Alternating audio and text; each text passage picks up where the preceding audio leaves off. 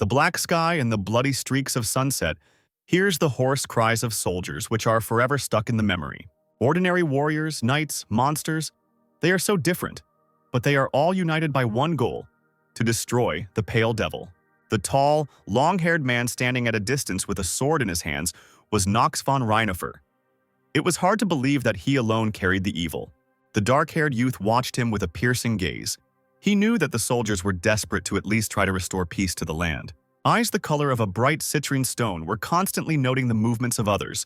Everything that was happening began, as always, by a whim of fate. At that moment, it seemed as if the whole earth shook from the stamping of feet and hooves as a huge army rushed into the attack. There was only one man standing against her. The steel of Nox's sword shimmered in the heavenly reflections. He didn't even bother to raise his weapon. One of the particularly zealous knights straightened up in the saddle and belligerently shouted that the time had come to kill the vile devil. The inspired crowd roared. Warriors of all stripes, skin colors, and origins ran even faster, blinded by rage. Disappointment flashed in the young man's eyes. He remembered well the words once spoken by his faithful friend and comrade. Now he was completely different, and even now he did not fully understand the essence of what was said. A huge monster leaned over Nox, raising its clawed paw, and the boy's sword glowed with a bright purple fire. One thing stuck in his mind as his former friend spoke ominous words. The sword in skilled hands moved so quickly that an ordinary person did not track these movements, and several enemies had already been beheaded. A tear of sadness slid from her lowered eyes, firmly imprinted on the ground. Nox sighed heavily and finally pushed himself up. With an inscrutable face, he stood directly above the huge head of the sharp-winged monster, raising his blade. His light hair, like an ocean, soared above his handsome face. His eyes were terribly burning, and the guy had to defend himself. The blade, which looked completely normal, cut the huge carcass in half in 2 counts, and Nox found himself on the ground on the other side. He lowered his sword, finding himself in front of a dark-haired opponent, above whom an enchanted book hovered. Nox's handsome face was covered in blood as he looked at his involuntary interlocutor. Or rather, his gaze was lost somewhere in space. The dark-haired youth kept his eyes on the man in front of him, the air in his hair stirred by the movement of the sword. Finally, he was the first to break the silence that had fallen, attempting to ask why Nox von Rheinhofer had turned against them. It seemed as if the violet glow of the eyes opposite was unearthly, something completely supernatural. Nox remained silent. A stately female figure came to mind, but it was hard to recall her face, especially when his interlocutor asked him what had compelled him to make a deal with the devil and betray everyone. Nox suddenly chuckled and shook his head, saying through a smile that someone else's words reminded him of someone. But was it worth saying anything when things had gone this far? The dark-haired boy firmly replied that it made perfect sense to him, even if it didn't to Nox. He straightened up when he heard the main question. Why did the young man leave his once close people? If an answer was needed, as well as an end to suffering, only one thing was required: to take his life. The interlocutor understood perfectly well that he had only one path. He shook his hair, his thick bangs falling over his face, hiding his eyes. Well, if that was Nox's true desire, so it was necessary to honor him with joy. At that moment, the fallen warriors rose again, but already in the form of fierce dead. The young man himself, a necromancer, continuously read spells from the open book of the dead, without even looking at its pages. In a short time, only bones remained from the warriors' strong bodies. The flesh peeled off, turning the man into a monster. But for Nox, this was not a problem. His faithful sword continued to zealously chop down his opponents. Those bodies that still had some flesh on them began to bleed, and the dead faces bared their teeth in a silent scream. But they couldn't be dealt with so easily. A red flame lit up in the empty eye sockets of their skulls, and muscles quickly grew on the bones. The necromancer extended his hand, and looking straight into the eyes of his sworn enemy, extended the dead life with the dark forces. Now, only a memory remained of the seasoned warriors. The battlefield was filled with terrifying monsters that vaguely resembled humans. Nox had to try hard this time. He skillfully parried the other people's blows, moving away from them with his blade. Splashes of frozen blood splashed the young face, but the boy remained unperturbed. Leaning forward, he filled the blade with the power of purple flame, and the monsters were cut into pieces. What then pierced the monsters' bodies was not blades, but deadly beams of warrior power. Nox von Rheinhofer looked back, surveying the battlefield with a heavy gaze that was completely unsuitable for his age. He stepped calmly over the scattered body parts and walked gracefully forward. Suddenly, his impenetrable face lit up with a mad smile. His eyes widened, and he rushed towards his opponent, raising his sword, whispering as he went that he had become much stronger. The brunette didn't answer, but reacted with lightning speed. He opened the book to the right page, and a huge purple pentacle appeared behind his back. His eyes glowed dangerously in the semi-darkness, piercing his opponent with their gaze. The guy nodded in agreement. Nox had to slow down as a massive corpse, clad from head to toe in stone armor, loomed before him like a mountain. The smile did not disappear from the young man's face. He was confident in his abilities and rushed into the attack. There was a powerful explosion. The field was enveloped in a huge cloud of dust. The brunette did not see what happened. He only closed his eyes for a few moments, protecting them. The next moment, looking ahead, he heard a gust of wind, and it was Nox, who was flying straight towards him with a sword on his back. The brunette froze in surprise, his mouth slightly open in bewilderment. Time seemed to slow down at that moment. And although Nox was incredibly close, his opponent was protected from the sword strike by a dead man, who appeared in that same second, like an unearthly amulet. The two enemies' faces were close together, and Nox heard his former friend finally agree to kill him.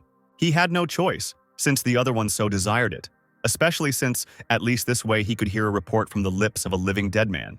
The battlefield was littered with the dead bodies of fallen warriors, all due to Nox von Reinhofer turning his back on his friends. He left behind unhealed wounds and pain.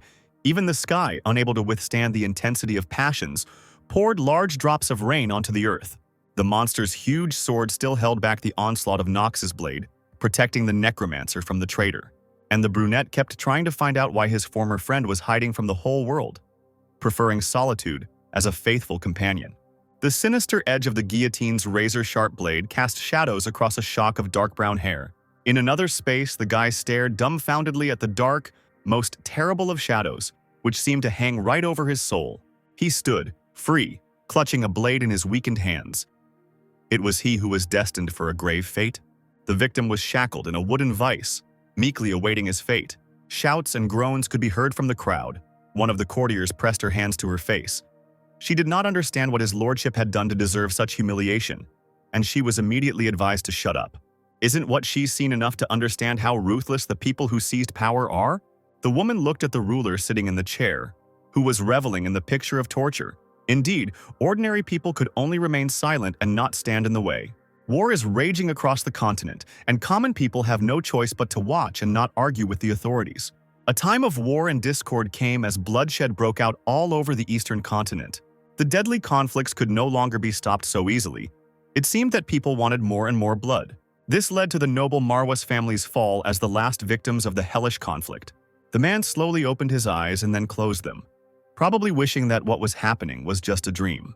The courtiers, looking at his lordship, quietly whispered among themselves. They felt impunity, acting as they pleased. The weak, unlike the strong, are forced to risk their lives every day, stealing just to survive. Unlike the strong, the weak have no choice but to play with death itself. Sweet liberation from suffering is the highest reward for the weakest. The head of the noble house of Sylvester, the first rival of the house of Marvis, Count Alan de Sylvester watched the execution process with undisguised pleasure. He leaned back in his chair and threw his arms out to the sides, shouting that it was time to enjoy the show. The poor people who filled the square began to talk excitedly, trying not to raise their voices. The involuntary executioner straightened up, trying not to look down. He froze, as if frozen. A few seconds passed and Alan became bored, lazily asking what all this meant, whether his order had not been heard. After these words, the guy shuddered, apparently obeying fate, and grabbed the handle of the knife more tightly with both hands. He turned slowly and took a few steps towards the guillotine. The Count's eyes lit up with undisguised madness. He leaned forward, ordering the boy not to wait, but to cut the rope that was attached to the mechanism. A few more weak steps, the guy loomed over the wooden installation like a shadow. His sore eyes could barely see the target due to endless fatigue. The brunette raised his hands, clutching the blade. The crowd came to life, men started making noise, women covered their mouths with their hands in fear. Alan jumped up excitedly, grinning widely and pounding his fists on the fence. A few more agonizing seconds passed, and finally the sharp blade cut through the strong rope. The wide blade fell sharply downwards, and the sound of real human death was heard, which was no different from the sound of cutting up a carcass from a butcher shop. The boy executioner froze as drops of scarlet blood splashed across his pale face.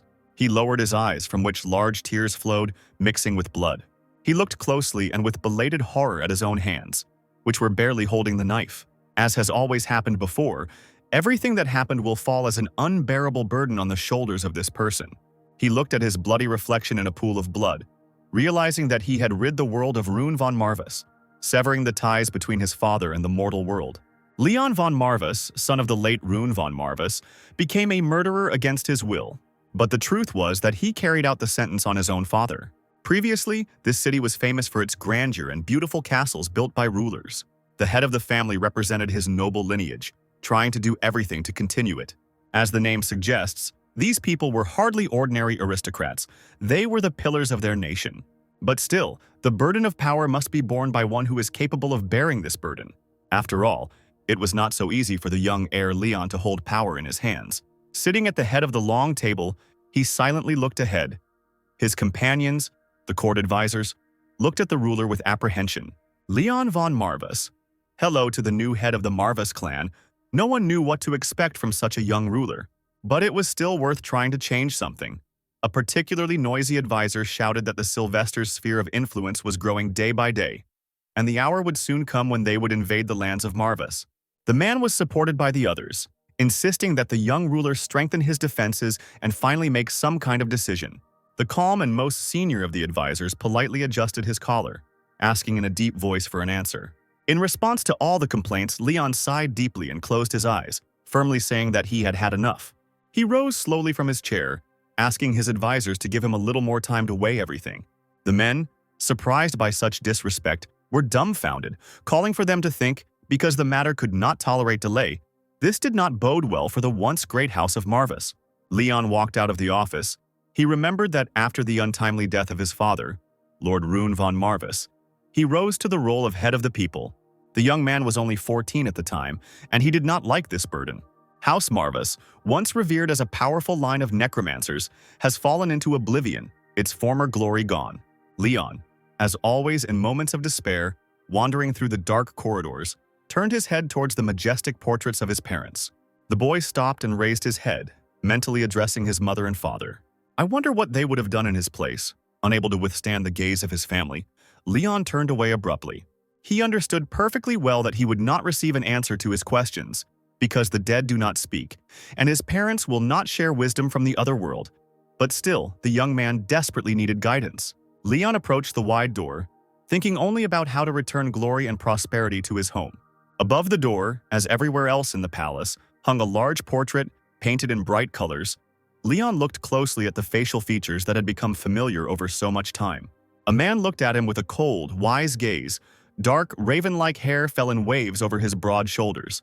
Velen von Marvis is the progenitor and founder of House Marvis, the only necromancer on the continent of his era. It is known that the house received its first recognition after its founder made a name for himself on the battlefield. But even during the founder's heyday, no more worthy necromancers appeared in the family. Alas, the era of inevitable decline had arrived, and no one was even hoping for a miracle to appear. Leon lowered his head and sighed heavily for the umpteenth time that long day. Thinking that things had come to something terrible, the murder of his own father, he took hold of the carved door handle. The guy slowly entered the richly furnished room, as befitted the abode of a noble family. Leon hesitated for a few minutes before approaching the wide wooden table. He touched one of the thick books lying there, the chronicles of the family. The founder, Velen von Marvis, was almost a legend, able to sweep away enemies with a wave of his hand like a deadly storm. The man skillfully called upon the waves of the dead to move in an inexorable march. Over time, the western regions submitted to his campaign of conquest in just a couple of months. Rumors circulated that Velen von Marvis had made a pact with the demon Marvis and obtained one of the continent's greatest secrets. And this secret was the secret of necromancy from the terrible Necronomicon, a truly terrible book. Remembering that this allowed the man to command death itself in these lands, Leon glanced to the side. Next to the family chronicles lay a priceless relic that was passed down directly from the founder. This book, which brought the House of Marvis to prosperity as the only line of necromancers on the entire continent, as soon as Leon picked it up, it began to speak to him. Or maybe it was someone else. The guy was stunned, deciding that he had received a telepathic message straight to the head's office, despite the anti-magic field. Leon, holding the open book tightly in his hands, looked around, loudly asking who he had the honor of speaking to. A deep voice, The voice of darkness and destruction itself whispered rather tenderly that the child should not be afraid, that he was not an enemy to him or his loved ones. Leon asked why he should take a stranger's word for it, and he was immediately thrown into the air, and the space around him turned bloody. Feeling an unprecedented dizziness, the guy closed his eyes tightly and shook his head. And the next second, looking ahead, he saw something incredible. A huge beast, similar to a strange lion, was leaning over him, carefully drilling the man with its red eyes. Everything seemed to be in a fog. Leon was scared, but tried not to show it. He only asked what kind of place it was where he found himself. The beast was surprised and pointed at itself with a claw, just like a human, asking why the young man's predecessor had not considered it necessary to tell him about the existence of the demon. Leon asked if this was about his father, Rune von Marvis, and the beast nodded, replying that he could not feel the thread that connected them. Realizing what had happened, the demon bared his teeth terribly, shouting that he had been right to be worried about the kindness that was excessive for the ruler of the dark race. Having regained his composure, the majestic demon again fixed his gaze on the boy, thoughtfully muttering that for some reason he had not realized that Rune's death was approaching, and asked whose hands had committed the murder. Realizing that it would be impossible to hide what he had done in front of such a creature, Leon raised his head in resignation. He exhaled and said that he had become his own father's killer. He, Leon von Marvis, was his son. The words hung in the air. The demon roared terribly and recoiled, striking the air with his paw, almost knocking the man off his feet. A whirlwind arose in the space where there was no wind. Leon barely held on to keep from losing consciousness when the beast spoke. He loomed over the young ruler, his large teeth clicking against Leon's face as the demon asked if the boy had killed his oath-bound contractor. The young man repeated again that it was he. It was he who killed his own father. The demon stepped back again, his eyes burning in the bloody space, and he himself, opening his mouth wide, roared. Leon watched with wide eyes as a red haze of memories fell upon him. The blood floated on him, taking on a physical form, turning the memories of that day into pictures. He saw again and again his father's head lying some distance from the body, and his own face covered in blood and tears.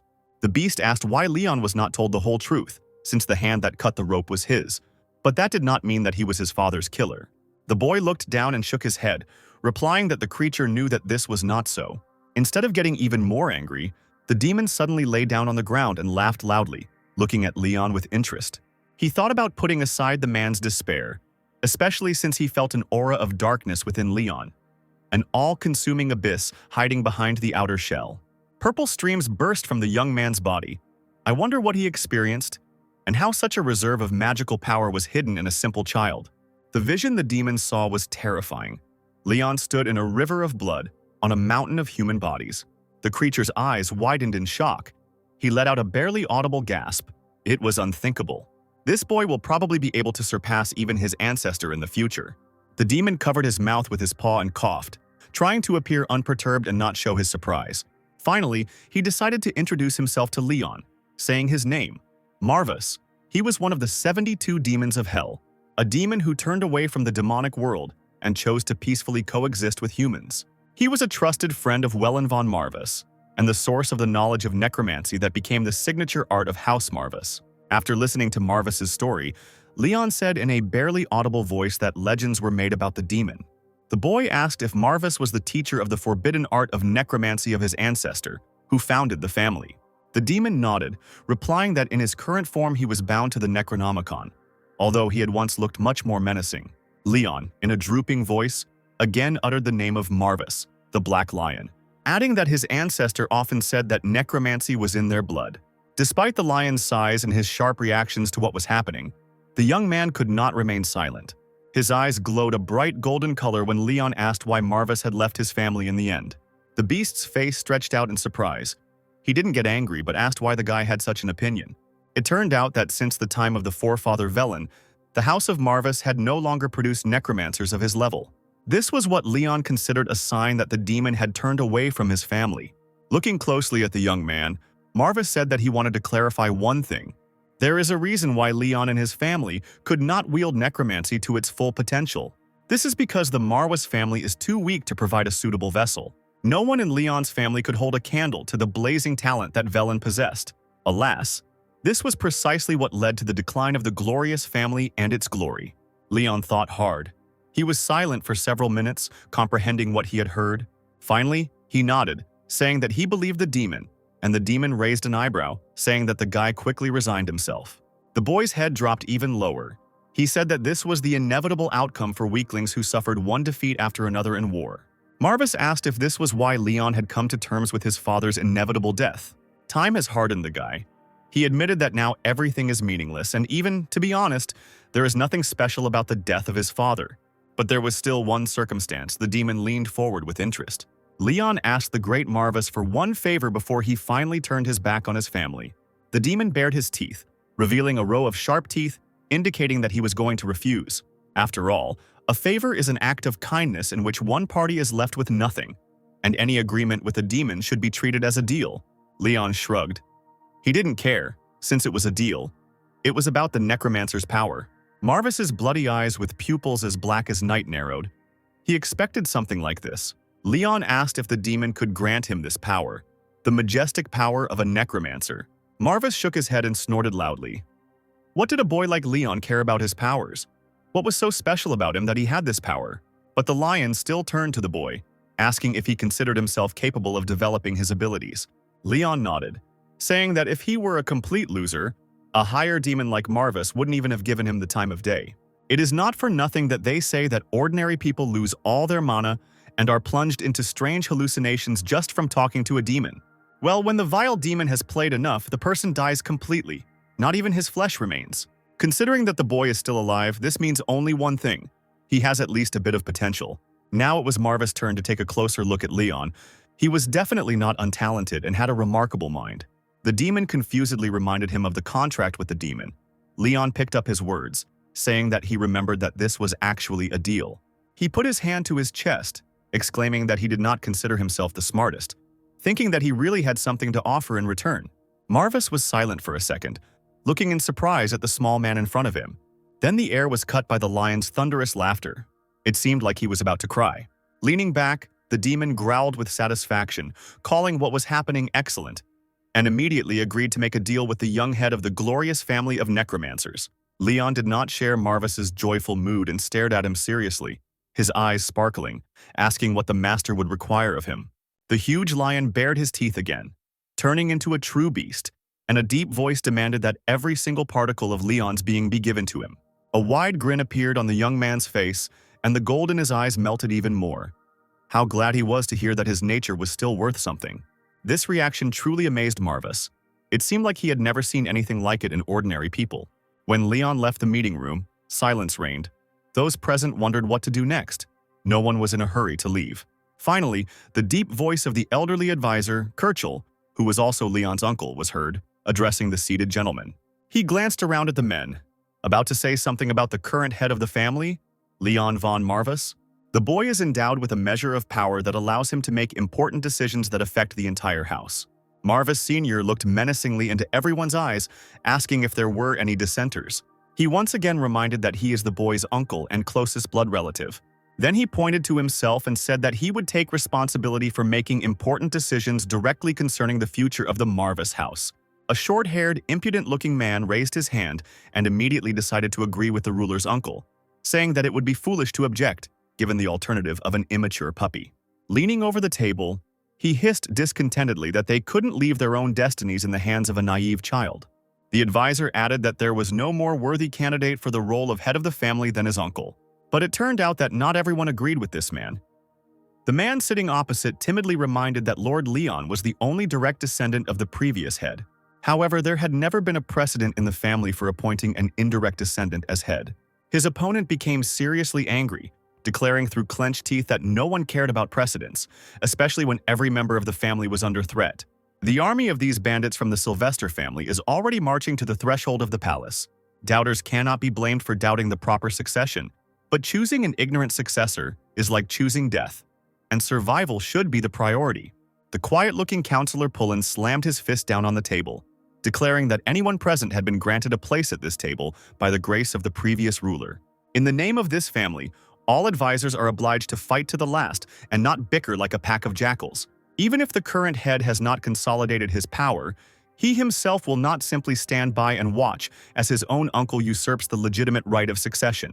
The man shook his head, mentally calling on the Rune Lord to show him the way and asking why he had left them all to be torn apart by this shameless vulture. Sir Kirchel rose slowly from the table, smiling as he said that it was a firm but still amusing opinion. Leon von Marvis, the current leader, seems to have at least one loyal subject. Pullen, defending the boy, frowned, urging Kirchel to speak frankly, asking what exactly he meant. The ruler's uncle walked away from the table, slowly approaching the hated advisor, his gaze becoming truly dangerous. Yet such a fiercely devoted person often lacks insight and fails to see when things are getting worse. Pullen stood up abruptly, trying to keep his dangerous opponent in sight. Tall and stately despite his age, Sir Kirchel loomed over the short advisor like a snake. He put his hand on the man's shoulder, and he jerked as if struck by electricity but was unable to take a single step. Kirchel used the power of his family to issue a final warning, smoke emanating from his palm. The man's eyes lit up with a dangerous light as he said that he had not gathered those present today to find out what they thought. Pullen cursed, nearly collapsing under the weight of the onslaught, realizing that everything had been planned in advance. The space around them suddenly became dark. Kirchel advised them to carefully consider all subsequent words, if not for their own well-being, then at least for the sake of the whole family. Without removing his hand from the other's shoulder, he loudly announced that they had all gathered here for the sole purpose of making a difficult choice within the framework of the lesser evil for the House of Marvis. Already moving away from Pullen, Kirchel whispered that he should not stand in the way of universal survival and let wisdom set the course. Pullen lowered his head, again mentally turning to Lord Rune, justifying himself by saying that he was a pawn in someone else's game. Let the Lord have mercy on his pathetic vassal, unable to protect the legacy. Meanwhile, Leon and Marvis continued to look at each other silently, each thinking about the future for a few seconds. The boy looked at the demon with a downcast but serious gaze. Finally, he chuckled, adding that everything seemed to be fine, except for one thing. Leon looked questioningly at the majestic lion, raising his head, urging him to speak. He reported that with this change in their agreement, the actual size of the force would have to be reduced. Although Rune was soft and naive for a contractor, he possessed a much greater reserve of mana than his son currently possessed. And indeed, Leon could not deny this, giving himself more time to think. After a few moments, he remembered that any demon making a deal with a human must drink from the contractor's magical powers to replenish its reserves.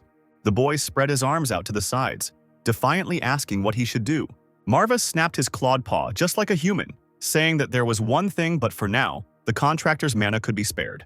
Leon watched as the large figure of the demon disappeared into the streams of fire. Rather, what appeared before the guy was a smaller version of himself, more like a large cat.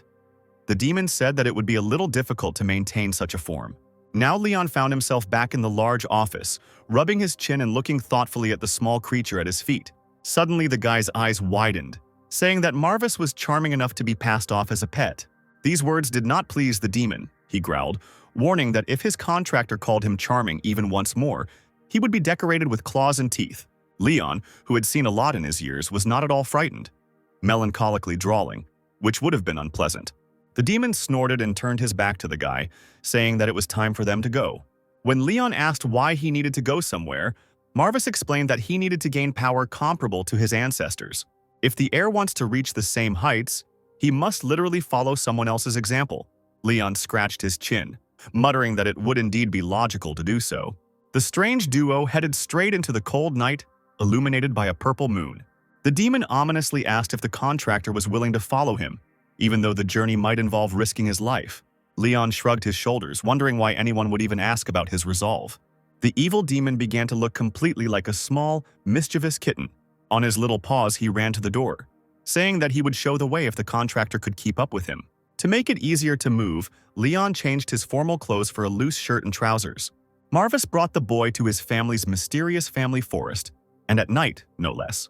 The demon ran forward without stopping, telling as he went that this forest could very well turn out to be an impassable labyrinth for those who do not belong to the blood of the family. Leon remembered his father telling him about this. Only the rightful head of the family can set foot in the hidden shrine. But it was strange that his predecessors were never able to obtain the hidden power of the Necromancer. Marvis snorted, because none of them had been able to successfully pass the test. They had been unable to satisfy the fundamental condition. Only those who possess the purest shade of the dark attribute are able to pave the way to the shrine. So far, no one has been able to fulfill the first condition and get through this fog. Marvis called for silence. He raised a tiny paw, and the ancient walls of the shrine appeared before Leon. Let the test begin. Leon walked inside and found himself in front of a long, deep stone staircase with no end in sight, and a book, a family heirloom, was hovering above the boy's head. The guy was allowed to enter, but the demon was warned that from that moment on, it would be better not to expect help. He waved his hand because he was told that this was a test of his fortitude. Having said that he had one last piece of advice, Marvis pointed to the Necronomicon. The book shone with a bright light, silently calling on everyone to always try to follow the instructions given in it. The demon chuckled evilly, adding that the Necronomicon would lead Leon to the desired reward, the power of a necromancer. The boy nodded. He had already gone down the stairs and now came out into a long corridor. The book accelerated in the air, its pages flapping invitingly. For a while, everything was calm, when suddenly Leon heard a distant roar coming from some room. He stopped and turned in that direction, looking closely. In the acrid semi-darkness, a bright green torch flame lit up, illuminating everything around. Now, Leon understood what that growl was. At the end of the corridor, a crowd of huge goblins was already waiting for him. Leon calmly glanced around at these terrifying monsters, noticing someone's muffled sobs. The boy lowered his head. The goblins laughed vilely, surrounding the tied-up girl sitting on the floor, her mouth gagged with a rope and tears running down her face. Leon reached for the Necronomicon hanging in the air, determined to find answers there. The book itself opened to the page he needed, all of which were covered with incomprehensible signs. Suddenly, strange letters began to form sentences before the eyes of the true descendant. The ancestor left instructions that allowed him to use the potential of the sacred relic. The first thing Leon read was an unusual secret that surprised him, the secret of raising the dead. While he was reading, the goblins did not stand still. Maddened by bloodlust, they rushed at the guy. Keeping calm, the guy read that first he had to take lives. Having allowed the heir to read this, the Necronomicon slammed shut. Shrugging his shoulders and looking carefully at the approaching enemies, Leon slowly pulled a dagger from the sheath on his belt. The stranger, tied up by the goblins, sobbed silently and looked at Leon with blue eyes. Seeing that the goblins began to talk about something in their own language, Leon straightened up, while the monsters scattered around the hall to attack. Apparently their leader, one of the larger specimens, roared furiously and rushed at the man, his eyes glowing terribly in the semi-darkness. Not a muscle moved on the guy's face. He confidently dodged the attack, moving to the side.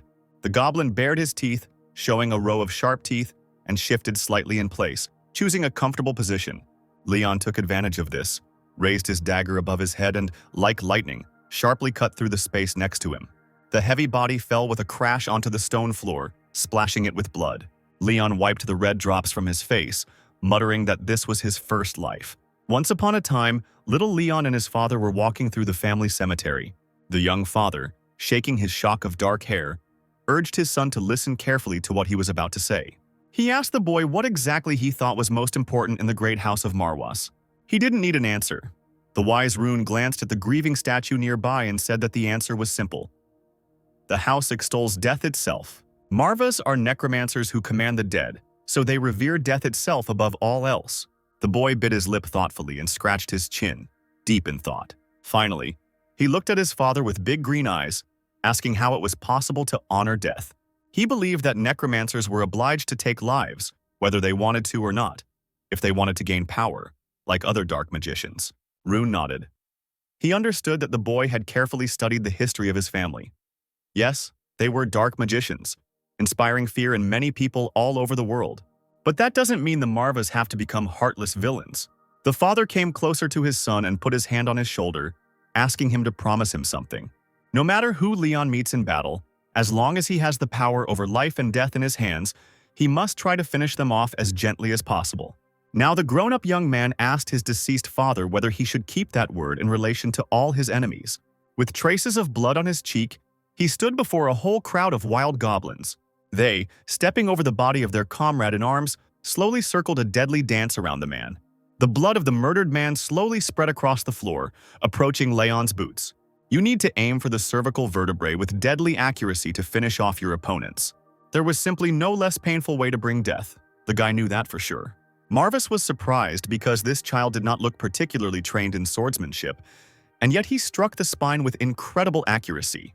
The demon wondered if the boy was just lucky, or if this was some kind of exceptional innate gift. He chuckled softly, rubbing his little paws. He would find out very soon. Leon was preparing to kill again. Yes, he was able to defeat one, but he considered it more luck than skill. The vile goblins, although not distinguished by intelligence, were by nature cunning and treacherous. There were still a large number of them left now, and fighting them all at once was not the best solution. The knife, covered in blood spatter, moved forward. The guy gripped the handle tightly, wondering what to do. He looked around. In the darkness, it would be difficult to calculate the height from which to attack. The field of vision was fading with every second. The torch he had seen earlier went out with the first goblin he had killed, so he needed to try to get used to the darkness while he still could. Something had to be done instead of pushing my way through a crowd of enemies. Leon decided that he would pierce enemies and move through space as precisely as he could. And again, without a single emotion on his young face, the young man moved like lightning across the hall, reaching his opponents. He crept up from behind like a cat, plunging a sharp blade into the goblins' necks. The goblins couldn't figure out where the man would appear from next, and this made them incredibly angry. Now the blood of the defeated enemies was everywhere, sprinkling the still living monsters. Leon froze for a few seconds. He knew that another goblin was lurking behind his back. He stepped back, and the two monsters, not expecting such a trick, rushed at each other, clashing blades. This allowed Leon to take a comfortable position and successfully attack the monster, killing it. Luckily, he realized that his eyes were increasingly adapting to the darkness, and everything was visible much more clearly. But unfortunately, the trusty knife was damaged by claws, but one should not expect more from a ceremonial blade. Leon turned around when he heard the sound of heavy feet and a fierce cry that sounded very close. The ferocious goblin bared his teeth and ran up to the man, raising his weapon above his head. Leon had little choice in what to do, so he took a desperate step. The guy leaned forward, grabbing the monster's hand. It opened its eyes in surprise, dumbfounded. At first, he was so surprised that he even froze, looking into the strange man's eyes. Even Marvis's small mouth dropped open in shock. His contractor had simply thrown away his weapon. Leon actually did so, pushing the goblin aside in the process. In the split second it took the monster to come to its senses, Leon managed to reach the sword lying to the side. It seemed that he would not be able to do it. He was lying further than the guy could reach, the demon cried out excitedly. But fortunately, the weapon ended up in Leon's hands, and he turned sharply, standing on one knee. He rose abruptly and ran with his sword straight at the goblin, piercing him. The next moment, the guy lightly pulled the sprinkled steel from the alien body. And the last thing he did was swing his sword again, finally killing the goblin. The monster's body fell to the floor with the same sound as its predecessors. Leon, as if nothing had happened, turned sharply on his heels and walked to the corner of the room. The tip of the sword dragged along the ground, making a scraping sound. The boy's face was lost in the shadows. He walked straight towards the stranger sitting on the ground, who was trembling with terror. With one movement, he pulled the rope from the girl's mouth and she began to thank the guy for saving her. But the next moment, her eyes widened in shock and a sharp pain pierced her body. Leon pulled the girl close, but not for a hug. The bloody tip of the sword was sticking out of her back. After a few moments, the guy pulled away. He was looking somewhere into the distance, not at the girl's face. As Leon stood up, he remembered another piece of wisdom from his father, about the monsters that could imitate human appearance that he had encountered during his travels across the continent. All this time, the stranger sat numbly on the floor and only came to life during the subsequent attack. Her beautiful face distorted and took on monstrous features, and an inhuman screech burst from her mouth. Her teeth sharpened, her fingernails turned into claws, and in no time she freed herself from the ropes. Father ordered not to forget, and those who deceive, taking advantage of the trust of others, do not deserve a quick death. These creatures must experience the same despair and fear that their victims experienced. Leon leaned over the girl, his eyes shining in the darkness, offering to teach her a little lesson in pain. The fire in the torch flared up again, and with it came the pain-filled cry of the monster. On the other side of the city, less dramatic events were taking place. Beauties in bright dresses were singing and dancing in a luxurious hall. The rich bar offered its distinguished guests a wide variety of the most expensive alcohol.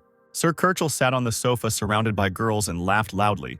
Just a little more, and the damned house would be in his hands. One of the girls nodded, saying that no one would object if such a respectable gentleman took over the leadership instead of some young man. The second companion clapped her hands, calling Kirchel incredible. She would never have thought that he would use the Sylvesters to get what he wanted. The blonde whispered that it was truly a manly act to make a deal with the enemy in order to reach the top. But the man chuckled, not accepting the flattery. He took a large sip of whiskey. Kirchel knew that for some time he would have to bow to the degenerates of the Sylvester house. But even this is better than fawning over Leon, who will inevitably drag Marvis down the path to extinction. The uncle of the current ruler was intoxicated with his glory and impending power, shouting that the victors are not judged. His antics were watched with a smile by the advisor who supported the man. He was sitting opposite him in the company of a girl. He leaned his fists on the table, asking with interest what Sir Kirchel intended to do with Leon. After all, the people on the estate are still deeply loyal to his father, so moving the boy might be harder than it seems.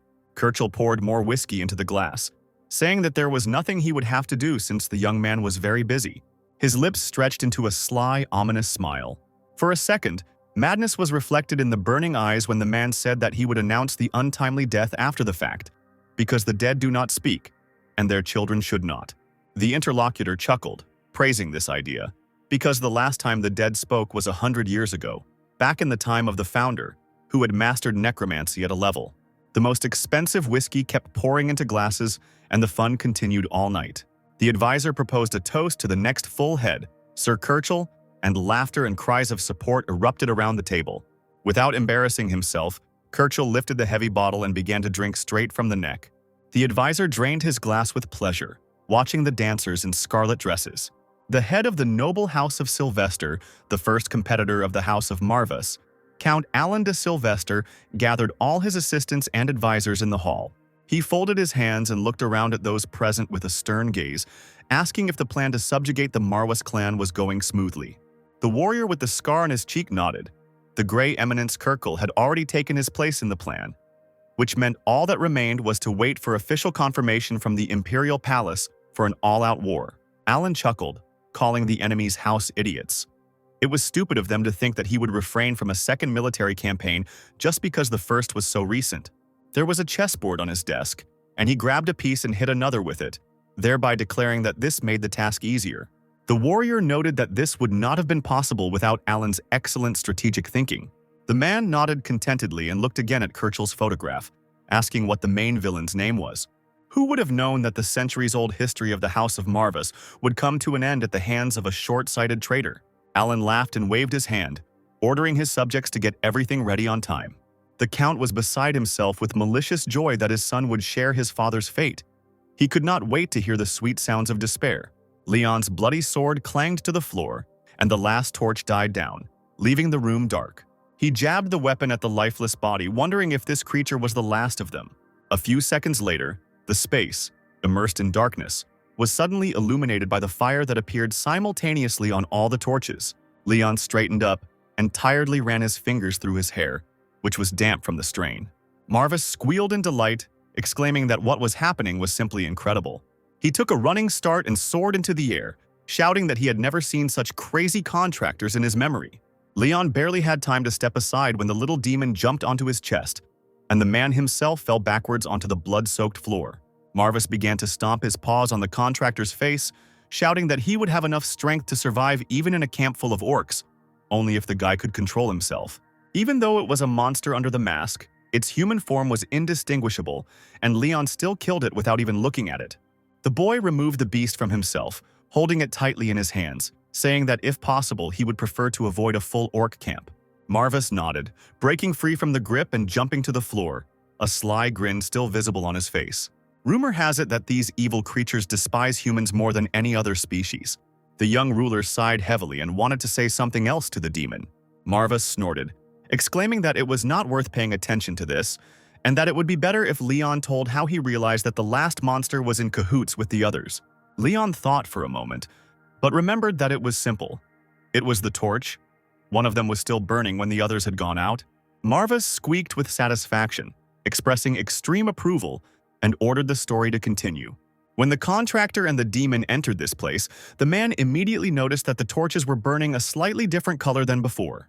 The flame was greenish and clearly did not resemble ordinary fire. This was immediately clear. Even at that age and without true strength, Leon recognized the shadows of the dead in him. As a sign of confirmation, with each monster killed, these torches went out one by one.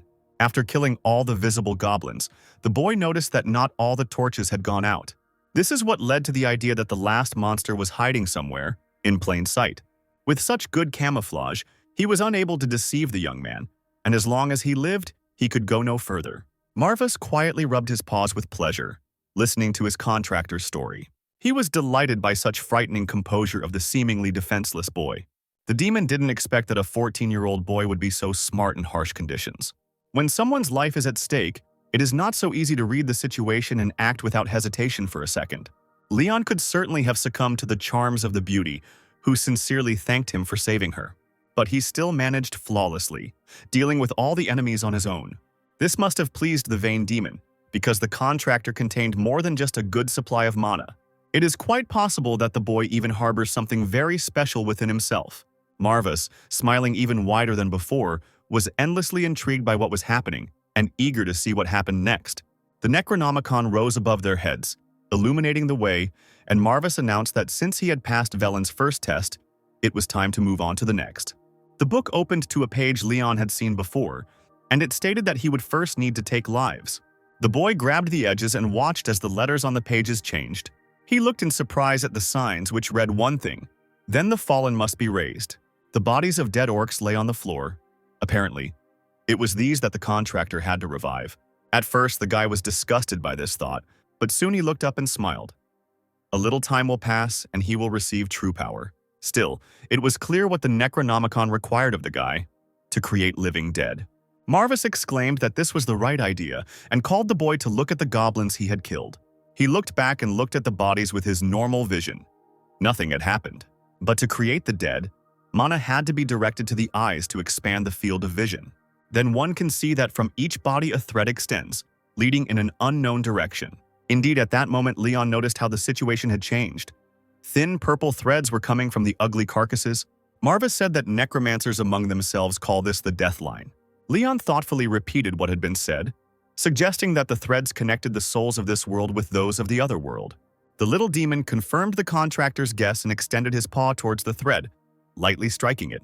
Necromancers separate the lingering souls of the dead from their bodies to bring them back to life. They then breathe these souls back into their bodies, mixing in a bit of their own mana, thus provoking the resurrection of the living dead. After these words, the necromancer's signs began to appear on the foreheads of the dead goblins, which shone brightly. The lifeless bodies of the monsters slowly rose from the stone floor, illuminated by a purple glow.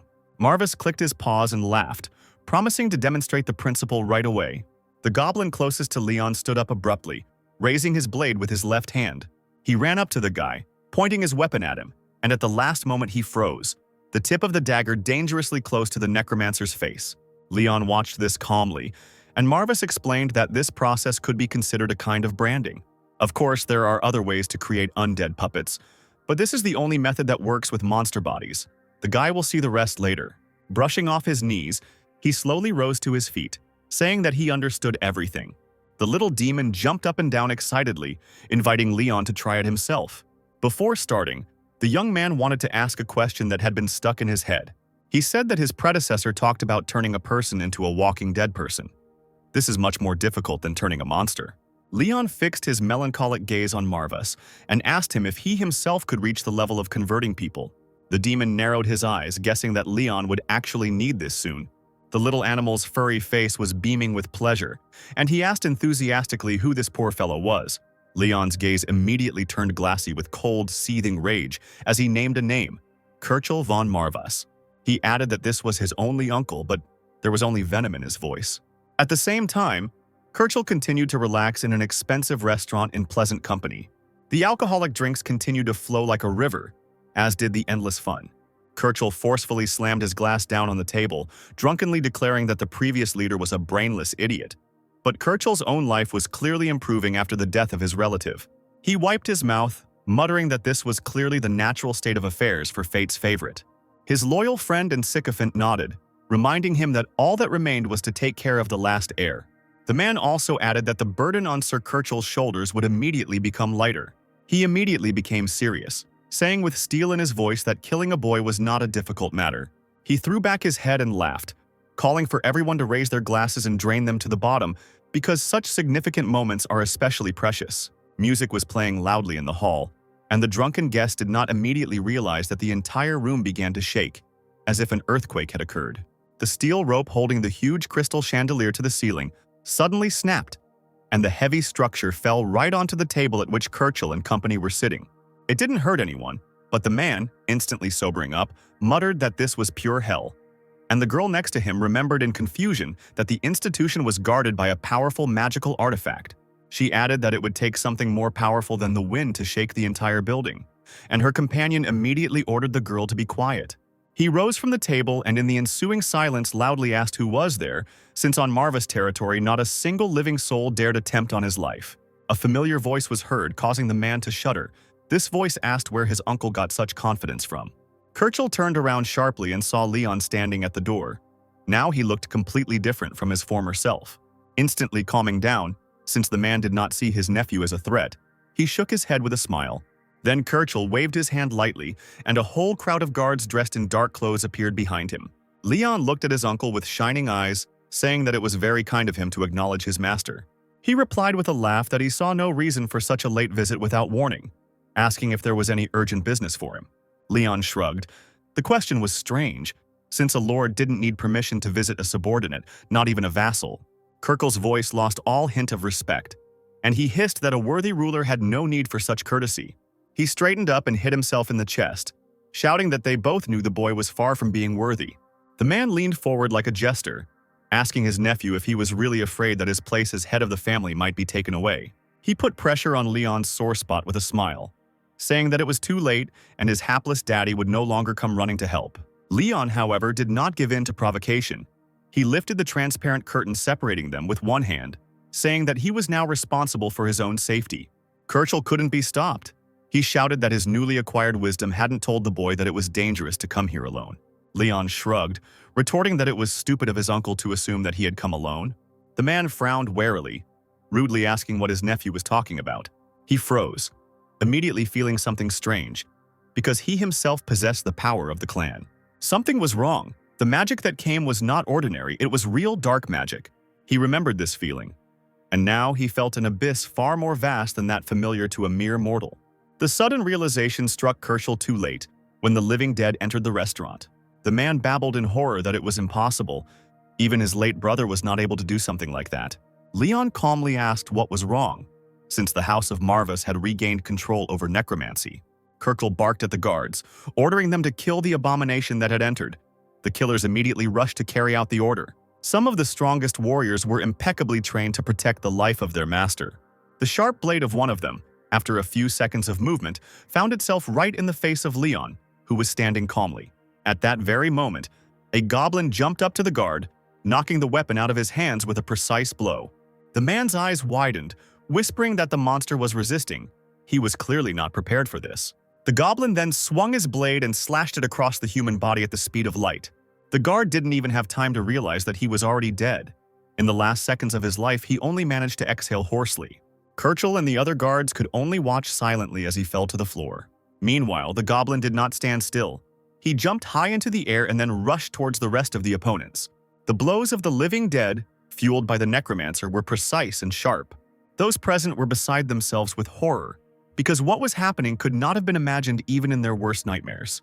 The man's confidence melted away like the last snow, and he stood silently as his guards died one by one. Kerchel kept trying to comprehend what was happening, and it was far beyond the ordinary. He gathered his strength and called upon the mana of his power to attack back. Dark purple streams gathered into a black ball in his palm. If his eyes weren't deceiving him, the boy had mastered the art of necromancy. Large beads of sweat were running down his forehead. Sir Kerchel couldn't understand how this was even possible. Finally, a large sphere filled with mana power appeared in his hand. The man clenched his teeth, filling himself with fiery anger to get even with his nephew. Unable to contain himself, he roared, asking what Leon had done to create this parody of the founder's power. The guy calmly replied that this was normal. After all, the head of the Marvas clan should be able to control the dead. To this, Kerchel shouted that the art of necromancy was lost. Even his brother had not been able to use it in life. He would never believe that Rune's useless offspring was any different, and he would not take part in this performance. Leon extended his hand, and the Necronomicon appeared behind him. Since his uncle stubbornly didn't believe him, he had no choice but to show him everything with his own eyes. Green eyes glittered dangerously in the semi-darkness. The boy warned his uncle that this was an extremely stupid choice. At his silent command, the living dead slowly rose and headed towards Kerchel. For a few moments they moved like limp dolls, growling angrily. But just one sharp wave of the necromancer's palm, and his puppets suddenly rushed forward. The sphere in Kirchhoff's hands trembled as it rose upwards, leaving the man completely alone. Even the guards didn't want to mess with the evil spirits. Uncle Leon screamed and backed away, preparing to attack with all the strength he had. He threw a purple sphere at the monsters, ordering them to go away. The sphere exploded in the air, blinding the living dead with a bright light, and they immediately fell on their backs. The air of the house's mana briefly immobilized the creatures, and the goblin's skin began to melt from the high temperature. Kirchhoff froze in surprise, not lowering his palm, watching what would happen next. He decided that he had dealt with the threat. The goblins' bodies stopped moving, revealing the bones of their skulls. But the necromancer's power, as it turned out, was superior to that of others in all respects. A bloody fire of rage blazed in the dead eyes, and the half-rotten goblin rushed forward with a furious cry. Kirchhoff clenched his teeth, screaming in a strangled voice, and retreated back again, seeking salvation. He began to look around frantically, ordering the guards to immediately drive away the monsters. Hearing no response, Kirchhoff looked around in horror, realizing that there was nowhere to expect help. The entire crowd of guards he could rely on was now dead. Kirchhoff cursed and began to hastily create spheres from his mana. With both hands outstretched in front of him, the man aimed deadly spheres at his opponents. He never liked to admit that his skills in magic were only slightly superior to a beginner's. Kirchhoff, a victim of his own carelessness, could only threaten Leon with words. In addition, on top of everything else, the man's strength was limited by the alcohol he had drunk. Looking back only for a moment to throw another curse in Leon's direction, Kirchhoff missed the moment when a sharp goblin dagger plunged into his chest. The man's eyes widened and he began to cough convulsively, a trickle of blood immediately flowing from his mouth. Standing on his feet with the last of his strength, he once again created a sphere of mana in his palm. But it quickly cracked and fell apart right in the owner's hands. The man spat blood to the side, shouting that Leon dared to go against his own flesh and blood. There was no forgiveness for him. The boy shrugged again, saying that he remembered a treatise on the history of the continent that he had studied with his father. There are winners and losers, and hindsight always calmly separates these two concepts with the passage of time. Kirchhoff pressed his palm, under which a bloody stain was spreading to the wound, and, breathing heavily, spat that now was not the time to lecture him. Leon said that a person as emotionless as himself would have to comprehend the true meaning of that treatise. Kirchhoff breathed heavily as he listened to his nephew. He knew that his life force was running out. Leon summed up his story. Despite everything, he still understood that forgiveness is the privilege of the winner. Approaching his uncle, Leon hissed in his face that Kirchhoff had once been in the winner's place. The young man believed that his uncle considered himself as such when he stabbed his brother in the back and traded for his own skin. But times change. The man spat out thick blood-tinged saliva again and furiously ordered the boy to close his mouth. Leon was quite fed up with this performance. He addressed his uncle formally and hoped that he would suffer at every step. The guy summoned the Necronomicon to himself, and looking at it, promised himself to cherish the day when he crushed the traitor. After thinking for a few seconds, the guy decided that as punishment, he would take away the arrogant Kirchhoff's hope for tomorrow. He held his hand forward, commanding the battle-ready living dead to charge. Kirchhoff stared blindly at the blade in front of his face as he listened to Leon's speech on behalf of the head of the Marvis clan. The punishment was carried out. The traitor's body fell heavily to the ground, his eyes rolled back, and his arms hung limply at his sides. Little Marvis ran up to the bloodied Kirchhoff and barked admiringly, calling the contractor truly crazy. He praised the guy for his efforts. The newly minted Necromancer was able to command power perfectly on the first try, as if he had been commanding the dead for at least 10 years. Leon lowered his head, looking at the joyful demon, and thought about something. Suddenly, his still somewhat childish face lit up with joy. The young man clapped his hands. Straightening up, he burned through the wall with his piercing gaze, grinning. A funny idea came into Leon's head. Even Marvis was a little taken aback by this, having assumed that the idea would be hilarious to the point of shivers. And once again, the advisors to the head of the clan gathered at the long table. They were not particularly happy about this. The advisor sitting closer to the door shook his hair and said with displeasure that another meeting had been scheduled at such short notice. He turned to those present, asking if they knew why Kirchhoff had called everyone together again. The fair-haired advisor threw up his hands. He had no idea either. Even his junior assistant hadn't arrived yet. All he could do was wait. Yet many believed that this sudden, urgent meeting of the council was no joke. One man's clasped hands began to tremble, fearing that news was coming of a surprise attack on the Sylvester house. He was urged to calm down and not to sow panic, It is hard to believe that they would have the audacity to violate the recent agreement between the two great families. Furthermore, the resumption of war requires official approval from His Majesty. In any case, all that remains is to wait. All doubts will subside as soon as Sir Kirchall takes over the council. At that moment, the heavy doors swung open with a bang, and someone no one expected to see entered the room. Silence fell in the hall as the advisors watched in silence as the young man approached the table. Finally, one of the seated men asked defiantly what this meant, because they thought that Sir Kirchall had arranged the meeting. And had he really decided to challenge his uncle as the rightful heir? As Leon walked to his seat, he silently heard the condemnations and questions of those present. Taking hold of a carved piece of a large chair, the boy turned to the men, asking if they had expected to see their uncle in his place. The thin fingers clenched, and Leon himself announced that, unfortunately, Kirchall would not be able to attend this meeting. He glanced around at those present, clarifying that his uncle would not be able to do this. The advisor raised his head and cautiously asked if it would be too much trouble for the young man to clarify this point. Leon gallantly threw back the hem of his long cape and sat down at the table, simply announcing the death of his relative. The advisors looked at each other and stared at the young ruler in shock. They were even more stunned when the young man simply said that the man had died by his own hand. Leon folded his hands, emotionlessly announcing that he had answered all the questions and asked if there would be any more. The men were completely speechless for several minutes, opening and closing their mouths. It was funny to look at their faces. They had never expected to hear something like that before. The fair-haired advisor loudly slammed his fist on the table. He was quite tired of listening to all this. He stated that if what was said was true, he insisted on a more detailed explanation. How can Leon justify the murder of the most senior member of the Marvis clan council when his predecessor had barely received the funeral service?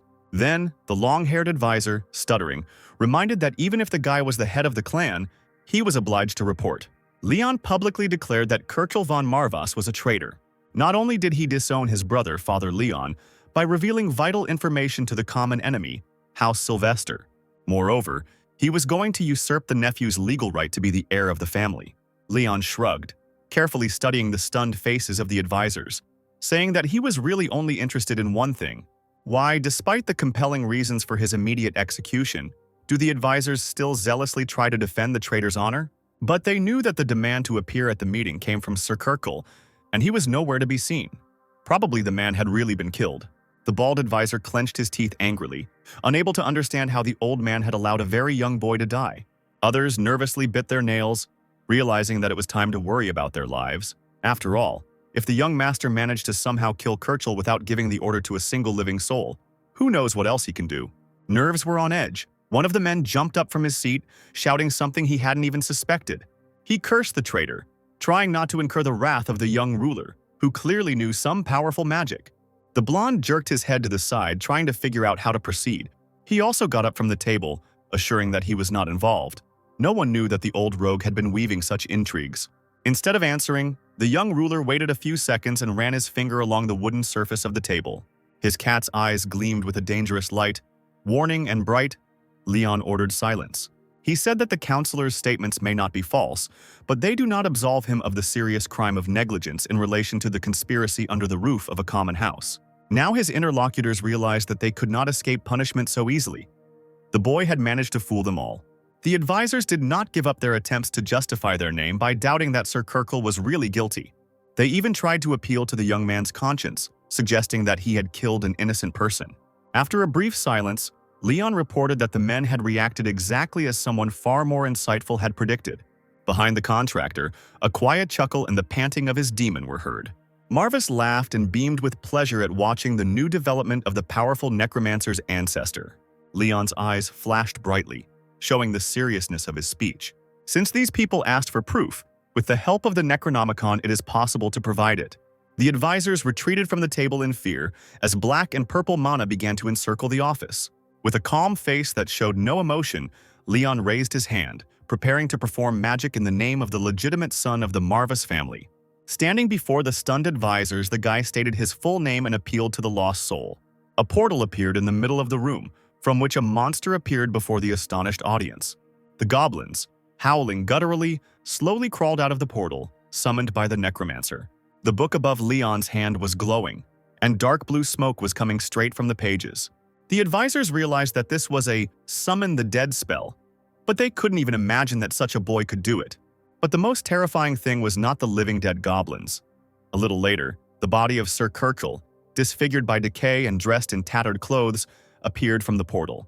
The short-haired advisor leaned forward, trembling with horror, assuming that the boy had discovered the forgotten art of the family. Still holding the Necronomicon close to him, Leon turned to Kirchel von Marvus. He stood in front of the guy, swaying, his mouth stupidly open and his eyes empty. Leon ordered the dead man to confess to what he had done here and now, while he still hadn't lost the rest of his mind. The advisor shouted Kirchel's name in shock, not understanding how this was possible. Leon rolled his eyes, lazily indicating that he was starting to get tired of this question. What's so shocking about this when necromancy is a hereditary craft of Marvus? Finally, as if waking up from a dream, the blond man began to wail, ordering everyone to run and save themselves. The other advisor spat, not hiding his disgust, and wished Leon to burn in hell. Everyone present, utterly frightened by what had happened, pushed each other away, trying to get out of the office. A particularly zealous advisor froze in all-consuming horror as something invisible tore off his colleague's head in a matter of seconds. He screamed and jumped back in disgust as the dead body fell to the floor.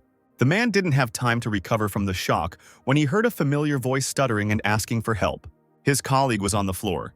It looked like he had just fallen and was using his hands to get up. The advisor, stuttering, called for help with the last of his strength and crawled towards the door, leaving wide stains of blood on the floor behind him. Seeing the figure in front of him, he raised his head, trembling with horror and pain throughout his body. Leon glared at the advisor, and an otherworldly voice coldly informed him that the meeting was not over yet. This voice, coming from the Necronomicon, he ordered to listen to the head of the family until he said everything he wanted. Enveloped in a purple glow, the living dead Sir Kirchel appeared again before those present. Magic kept what was left of the once self-confident and lively man going. His mouth opened and closed, and he bent ugly from side to side. Leon made sure that Kirchel was standing right in front of him to ask his question again. The guy asked if there was even one person present who had no idea about his crimes. Kirchel's body trembled slightly, and his half-rotten mouth began to click terribly, squeezing out words. The dead man confirmed that all those who served the previous head of the house turned against him. Hearing also that none of them were unaware of their uncle's duplicity, Leon raised an eyebrow. The fair-haired advisor began to convulse, hysterically begging for forgiveness. Another man, who was about to be avenged by a goblin, cried out that he was ready to repent. The third advisor, who also had a living dead man standing behind him, begged for a chance to prove his loyalty to my lord. But their prayers were not destined to come true. Leon did not want to spare anyone. He slowly read the spells from the Necronomicon while the goblins zealously killed the traitors. When the screams died down, the boy looked away and let out a childish yelp, realizing that he had forgotten something. He slowly waved his hand to say the last words. Having brought the council before him, he announced that by the power given to him as the head of the clan, he was making a statement. The closed Necronomicon flew into Leon's hand and stopped glowing. The dark art of necromancy has returned to the glorious Marvus family. For some time, Leon stood in the middle of the room in which he was the only one left alive. He glanced around the room and chuckled loudly, because there was someone else missing. Hearing footsteps behind him, the young man turned around and asked where he could look for Sir Pullen. Apparently, the young servant, seeing the bloodshed unfolding, tried to slip out of the office. He stuttered as he explained that the man had been sent to prison for inciting rebellion. Leon turned away and ordered to show him the way. The guy nodded willingly. Turning sharply on his heels, the current head of the family walked to the door. He paused there for a moment, about to say something to the maids and security who had come running at the noise. They froze, afraid to move when Leon suggested that they run if they wanted. He also advised to think carefully, since he could not guarantee the consequences. These people had their own lives in their hands, and the guy hoped that they would make the right decision. The servants and guards sat on the floor for a long time, stunned by what they saw and heard. A loyal warrior arrived at the office of the head of the noble house of Sylvester, Count Alan de Sylvester. He approached the lord, drawing attention to himself, to hand over the letter. The white envelope with a bright red wax seal was intended for a man.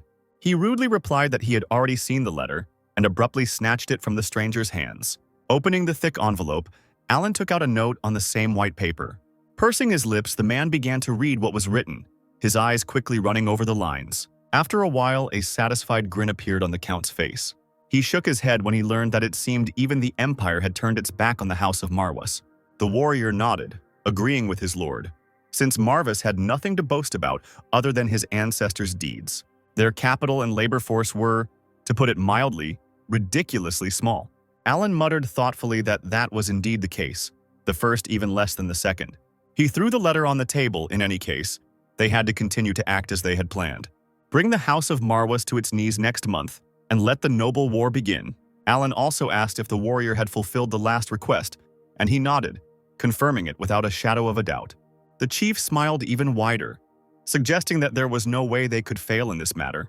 Unless a full-fledged necromancer suddenly illuminates the Marvas home with his presence after a century of mediocrity, unless their founder, Velen von Marvis, rises from the dead in person, the chances of defeat are slim to none. Hearing these mocking words, the leader was overjoyed for the future. He clasped his fingers and said contentedly that this war was entirely within his house, Sylvester. At this time, Leon arrived at the dungeon to see advisor Pullen. When the young master entered the cell, the man fell low to the ground, begging for forgiveness for his foolish subject, for he was guilty of allowing dark ambitions to corrupt his soul, thereby endangering Leon. The boy just stood there and watched Pullen apologize profusely while he screamed that he deserved nothing but death. The aide who escorted the ruler of House Marvis was sure that Sir Pullen would suffer the same fate as the others. But Leon remembered that the man was one of the few loyal vassals left in the house, and the only one who openly opposed his uncle. He needed to be recruited at any cost, so the guy helped the tearful advisor get up from his knees. Leon tried to speak more softly to win Pullen over, saying that he would need help with his business. Tears streamed down the man's face and he began to whine, surprised that such a fool could be useful. Since Pullen had spent several days in prison, Leon first sent him to tidy himself up, and then asked him to come to the headman's office for a talk. Finally, the head of the house turned around once more, saying that it was there that they would discuss all the details. Pullen couldn't believe his luck. He folded his palms in a prayerful gesture, exclaiming that he would be eternally grateful to the young man. He also shouted that he swears to marry Leona right now with endless devotion. Returning to the mansion, Leon, together with little Marvas, looked for a long time at the night sky through the floor-to-ceiling windows. The demon got a little bored, and after half an hour of observation, he deftly jumped onto the contractor's shoulder. There, like a tame animal, he began to lick and wash himself with all his might. As if this behavior was the norm, Marvis, without looking up from his work, asked Leon what he intended to do next. The animal narrowed its eyes slyly, looking at the guy, saying that it was up to him to decide. Pullen, who was invited into the office, was shocked by the young gentleman's idea. It was very scary to even think about something so risky. Going to meet the Sylvesters, posing as Kirchel. However, the advisor was confident that convincing imitation of his behavior would require remarkable artistry. Putting an end to unnecessary arguments, Leon opened the Necronomicon to the required page and extended his hand, from which purple streams immediately rushed in different directions. They grew thicker and more tangible until they formed into a sinister figure whose body resembled a human one, but still betrayed an otherworldly essence. At that very moment, the purple skin began to gradually disappear, and the creature began to take on familiar features. Not much time had passed before the ruler's recently deceased uncle, or rather, only his outer shell, looked at those present with his usual but slightly devastated gaze. He loomed over the stunned Pullen like a menacing statue who couldn't remember the last time he'd seen such devilry.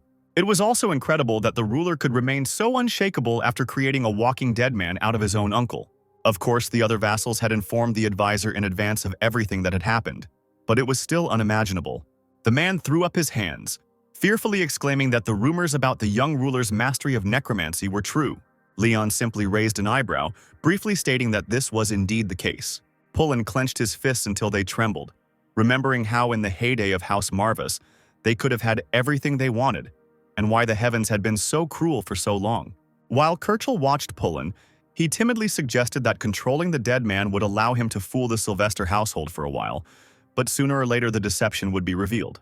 After all, the shell is not capable of reliably recreating the manner of speech, handwriting, and behavior of the individual. Leon calmly replied that such an outcome was possible, even if it were the corpse of Kirchel himself.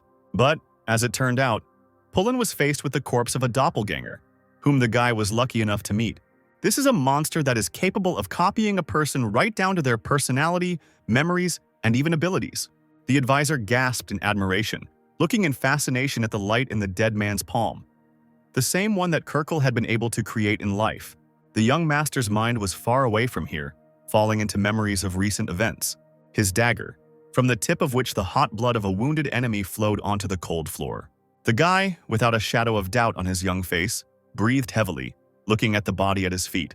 Having received a mortal wound, something hidden under the guise of a beautiful girl lay on the floor and did not move.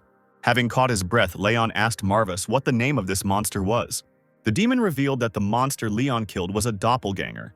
He could copy a person right down to their personality, memories, and even abilities. It is well known that this insidious creature likes to copy travelers who have fallen behind the group. Of course, while killing the original, and then devouring the victim's careless companions. Ignoring his bloodied clothes, Leon scratched his chin, pondering his companion's words. The little demon was incredibly pleased with the master's reaction. He had no doubt that the boy was the true heir of his ancestor Velen. The doppelganger's open, dead eyes were filled with an otherworldly white light. The former victim's body, like a doll's, rose above the ground, engulfed in purple-black streams of Leon's magic. Finally, the entity entered the empty shell, and now the girl smiled radiantly. Welland's loyal henchman was now destined for Leon to serve the precious descendant of the great Necromancer.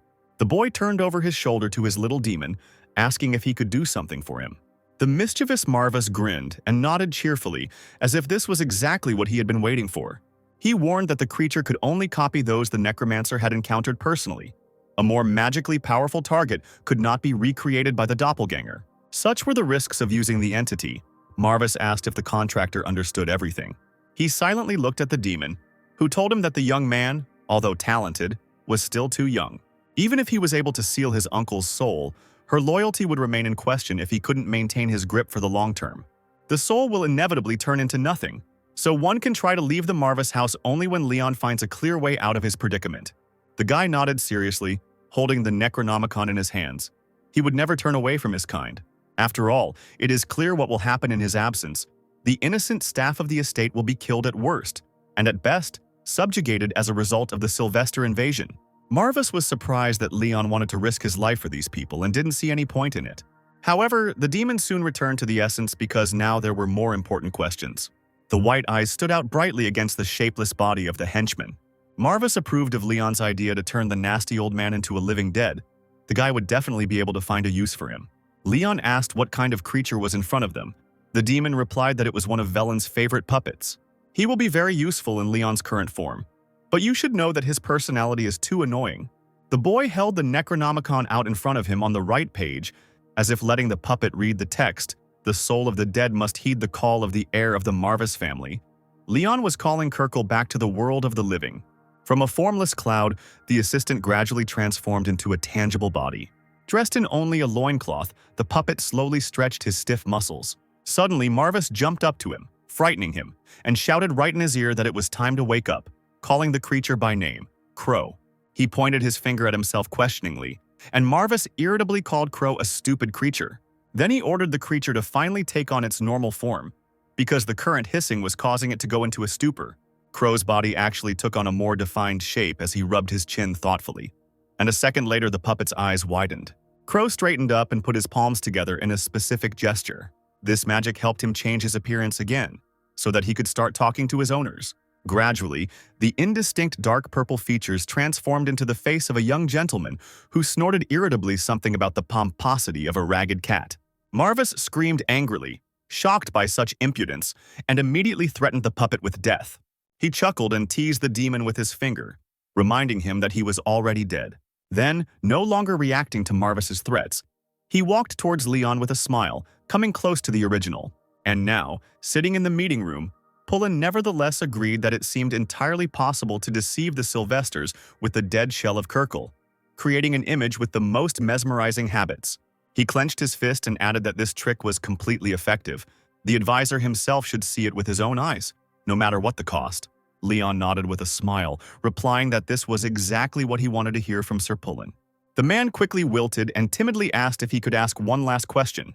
It is obvious that the Sylvesters will request official permission for another attack on the land of Marvis. The advisor believes that the young master will intentionally remain here despite the threat, and that fleeing leaves a better chance of survival. Leon remembered that Marvis had told him that he should only leave the house if he found a clear way out of the current situation. Taking a deep breath, the guy said that, in the end, it was his duty as the head to protect the estate.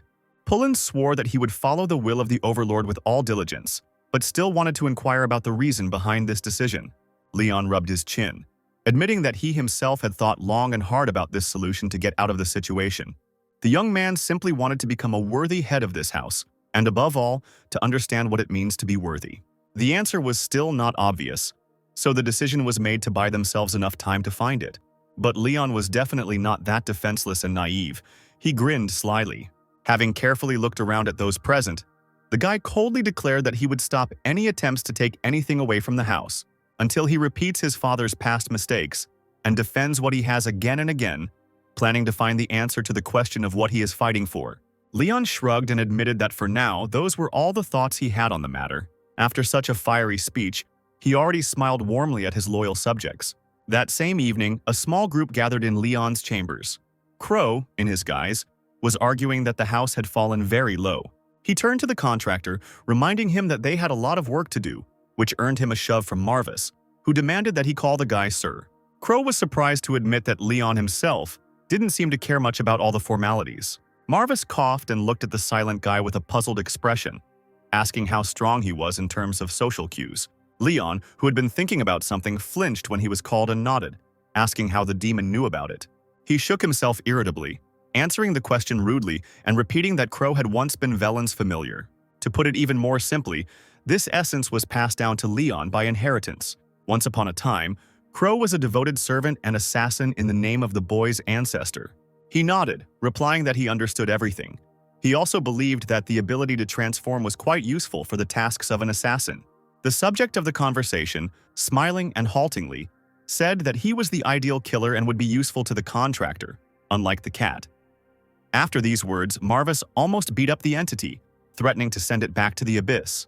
Leon, however, ignored the squabble between his companions, saying that he would need Crow's abilities.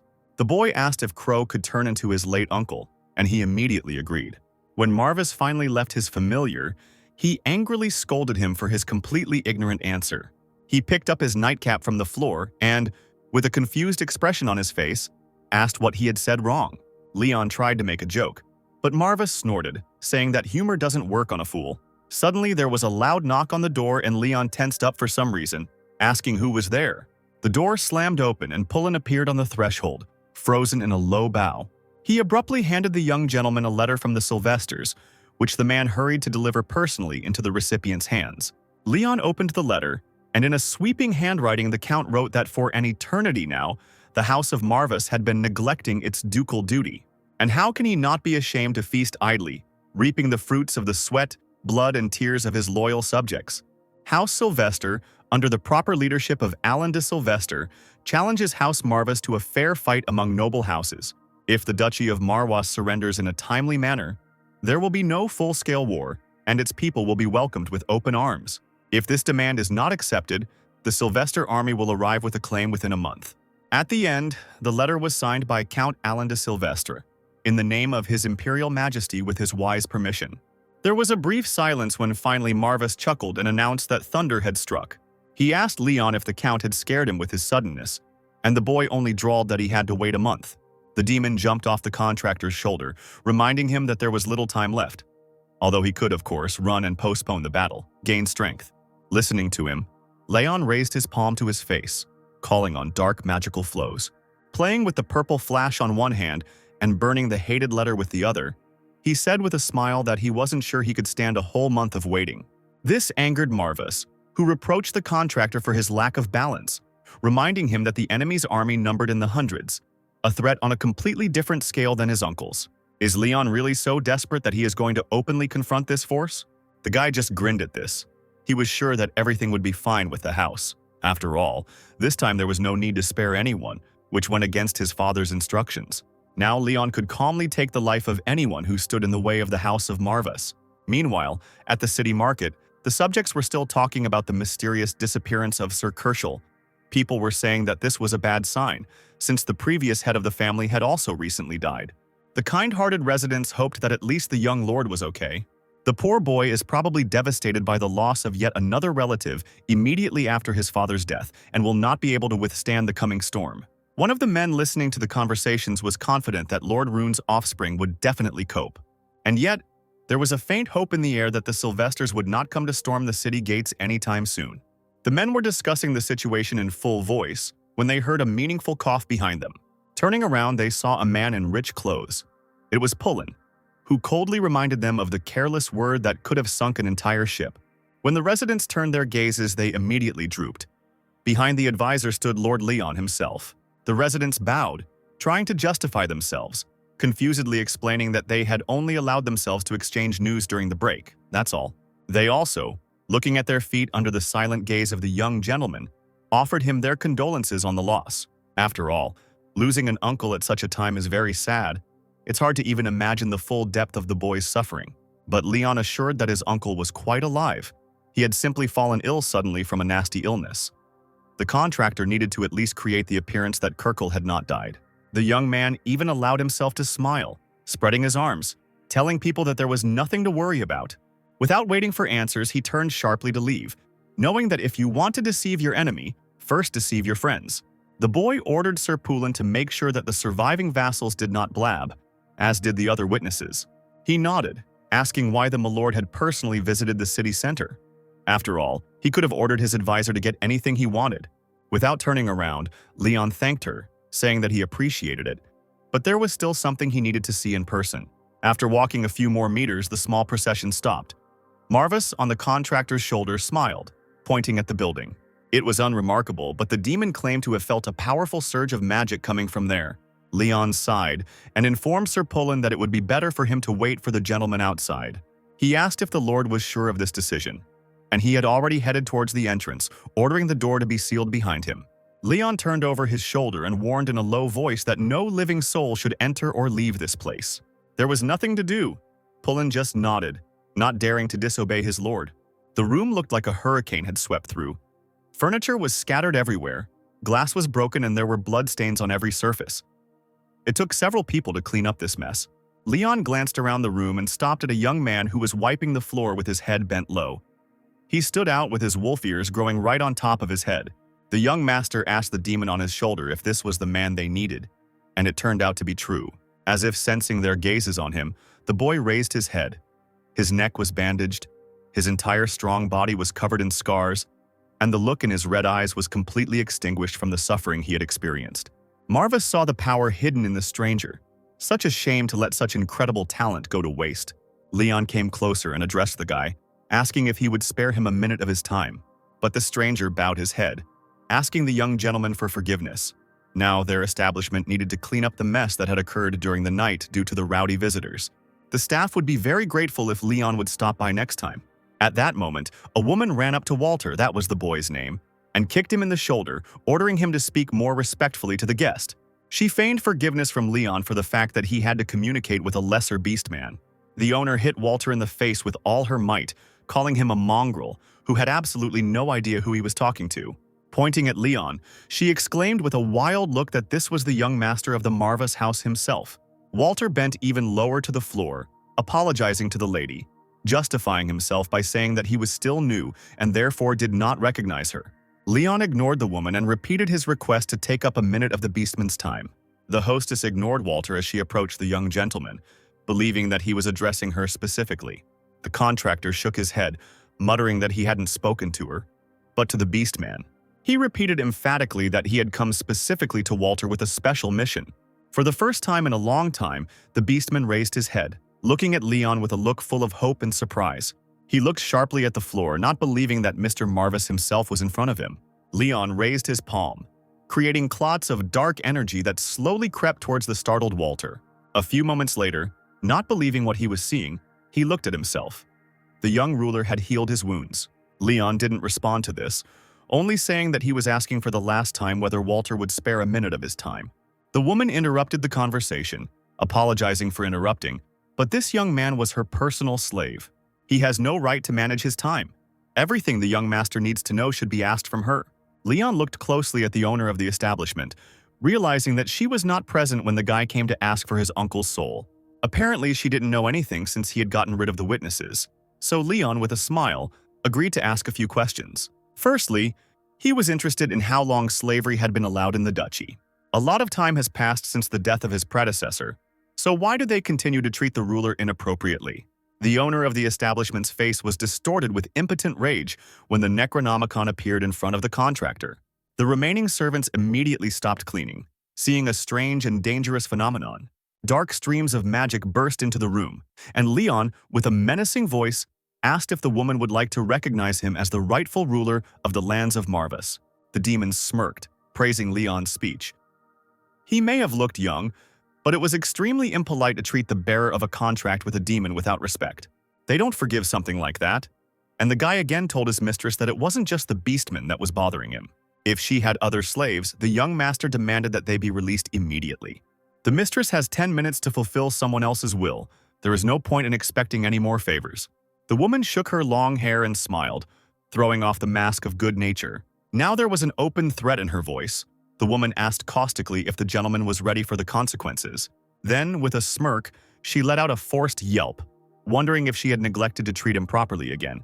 Leon reached out to Walter, saying that the woman should admit her mistake. He had heard worse treatment.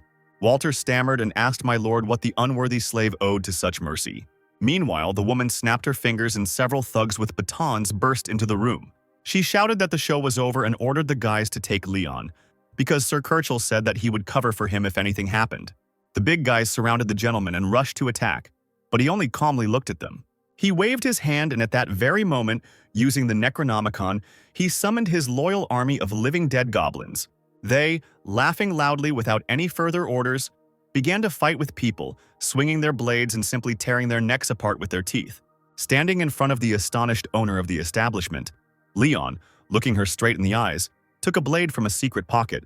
He handed it to the living dead man, asking him to lend him his knife in exchange for the battered one. The guy pulled the blade out of someone else's sheath, promising to return it when he was finished. Marvas deftly jumped off the contractor's shoulder as he headed into the thick of the battle.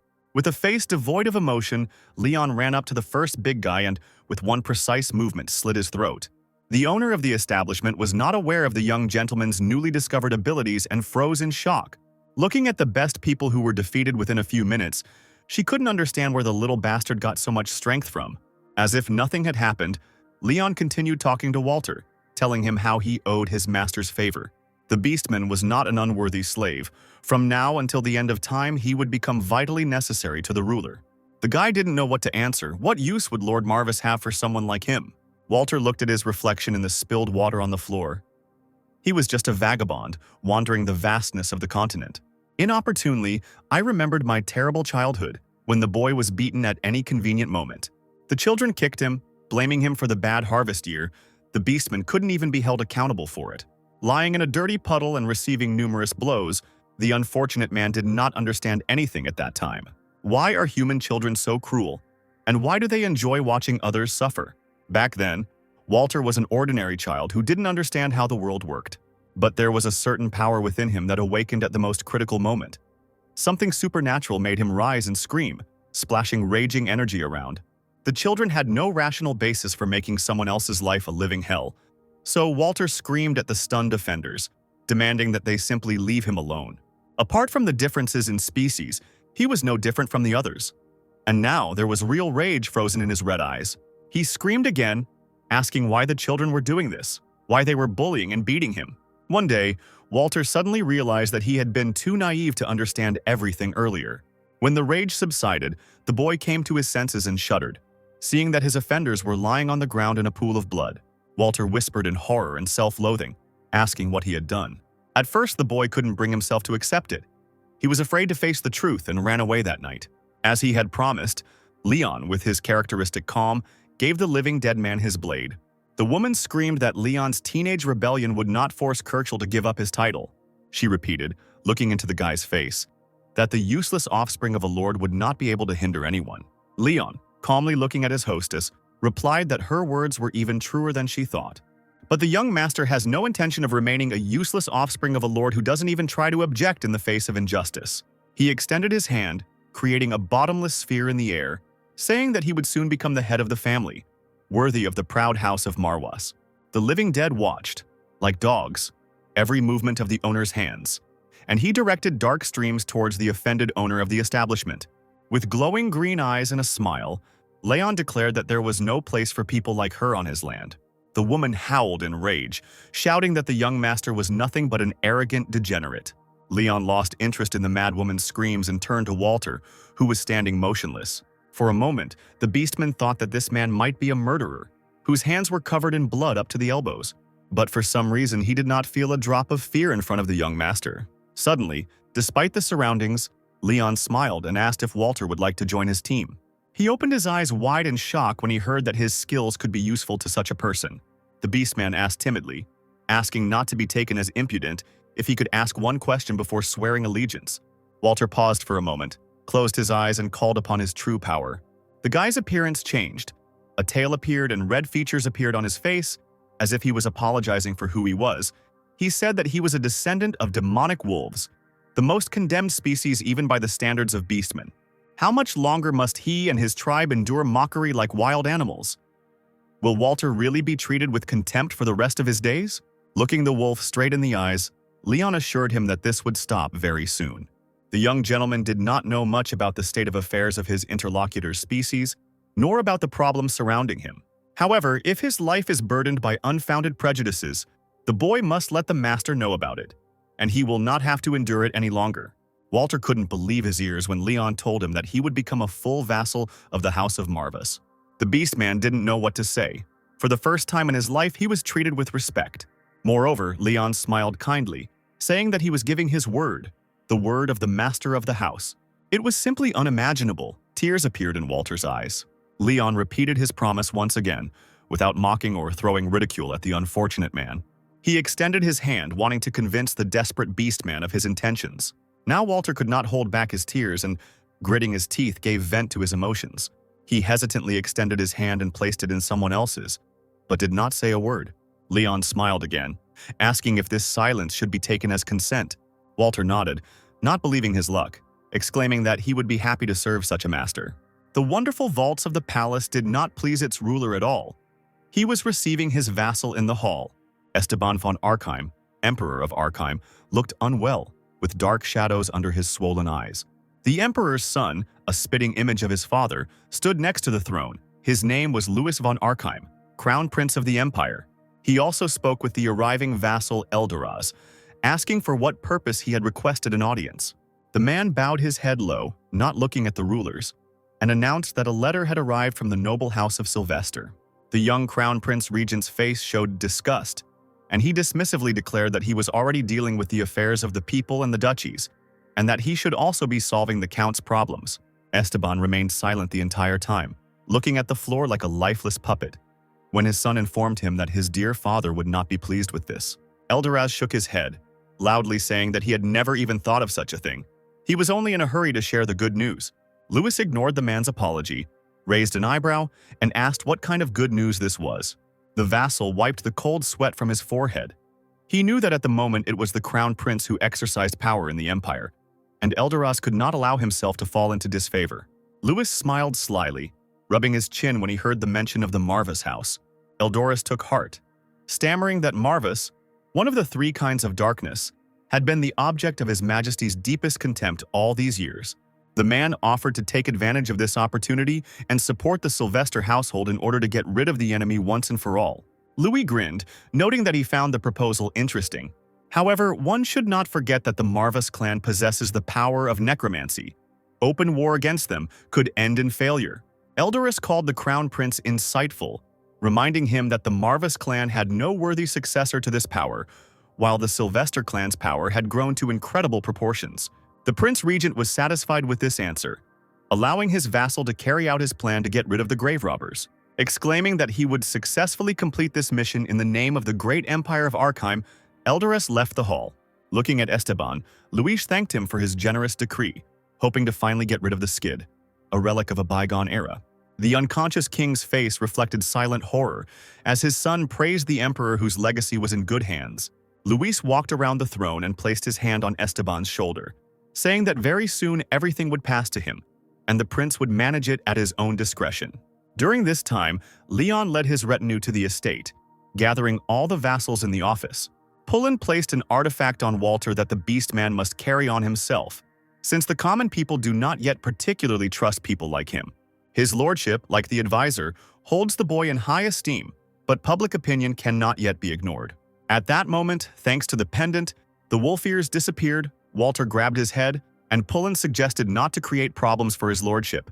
The boy agreed, and the advisor smiled, calling him a smart young man. Leon turned to the vassals. He wanted to talk to them about a couple of important things. To begin with, he stated that he was forced to insist that they take an oath of allegiance that was not just verbal. The young lord asked if his vassals were ready to devote their endless devotion to him alone. After these words, Pullen burst into tears from an excess of feelings, exclaiming that he absolutely agreed. He fell to his knees before the table and grabbed Leon's hand, vowing to dedicate his life to him and to serve House Marvas faithfully for the rest of his days. The man begged to be given a chance, a worthless vassal, to fulfill his duty. Crow raised an eyebrow, saying he was very impressed that the new overlord had managed to sway the old man so thoroughly. The little demon laughed, saying that submission and dominance were the key principles of the Marvas house. Walter, who had remained silent until then, said loudly that he shared Pullen's feelings for my lord. He walked over to the table and stood next to the whining man, clutching his talisman. Leon informed his demonic servants that this was not in his principles, and since the others had not seen Crow and Marvas, Walter asked who the young master was talking to. He shook his head and suggested making a contract, sealed with mana, to make it serious. If Leon refuses the agreement, he will consider it a lack of sincere desire to join him. Walter had never heard of such a thing, and asked what such a contract meant. A mana-bound contract, or pact, transforms each party's mana into a pattern that binds and intertwines the destinies of both with an unbreakable bond. This allows the couple to share secrets that can only be taken to the grave. Leon slowly rose from his seat and walked around the table, standing in front of the vassals. He looked at them seriously, suggesting that they proceed if there were no objections. And since everyone was silent, the young gentleman raised his hand, calling on the dark forces. Through the streams of darkness, someone's ghostly hands appeared, holding a scroll. They unfolded the paper right in front of the astonished vassals, asking them to sign it. At that moment, the little demon Marvas acquired his true form, the Great Lion, being the patron of the House of Marvas, and the demon who lent this name to the family will witness this magical pact. Ooh will allow those who have sworn to serve his contractor to have their souls bound by the power of Marvas. Pullen and Walter trembled slightly in horror as they looked at the majestic demon. Leon's figure was framed by a purple glow, from which streams of power emanated. Now the Lord of the Living Dead had returned. Smoke came out of the mouth of the huge demon. He shook his thick mane, looking at the people in front of him. It was a little funny to look at them. Both of them even opened their mouths at what they saw. Leon sighed wearily, saying that he had had enough of this drama. He urged Marwas to treat his subjects with true respect. The majestic lion rolled his eyes childishly, agreeing to accept that the agreement was made. He reminded that the price for violating it is the human soul itself, and that no betrayal will go unpunished. Pullen closed his eyes tightly, whispering that he had never intended such blasphemy. Then he looked at the demon again, shocked to realize that this was the very same Marvas with whom the founder had made a contract. However, this explains how young Lord Leon gained the power of necromancy. The process continued. Walter bent low over the floor. He felt an overwhelming concentration of mana. The beastman species itself is sensitive to mana, but even that made Walter freeze as if he was frozen. This begs the question of who Mr. Leon really is, just like this formidable lion. Right in front of the people, the formidable lion turned into a small demonic creature. Walter almost squealed with affection when he called Marvas a cute kitten. Pullen immediately jumped up and covered the vassal's mouth with his hand, causing him to become dumbfounded and mumble something. Marvas began to lick his paw, asking if Walter had said anything about him. Pullen chuckled awkwardly, saying that Walter was surprised by such an image and the menacing presence of the demon. The youth had never seen such an impressive sight. Marvas softened, accepting this flattery as the truth, and changed his mind about punishing for such words. He reminded people that they should not divulge his existence to mere mortals. Mistakes are unacceptable. Knowledge can determine life or death, especially since the demon shows his appearance to those to whom he reveals himself. He assumed that the so-called aristocracy of this world were very interested in Kirkle. Walter immediately had a vague memory of hearing that name before at his previous job. I remember the owner once received a letter, or she was supposed to give it to Mr. Kerschel. Marvas jumped on Leon's shoulder, saying that this was their next target, and the contractor asked where he could find the letter. The conversation was immediately interrupted by a self-confident crow, who declared that he knew where it was. He called those present idiots who forgot to pick up the war trophies and pulled a heavy chest out of thin air. Marvas scratched his forehead, looking at the gems. He had forgotten how petty this soul was. Considering that Leon had destroyed the entire building and taken out its owner, Crow decided that he could get his hands on anything that wasn't nailed down. The familiar placed the chest on the ground, and everyone came closer. The young master began to examine what was inside.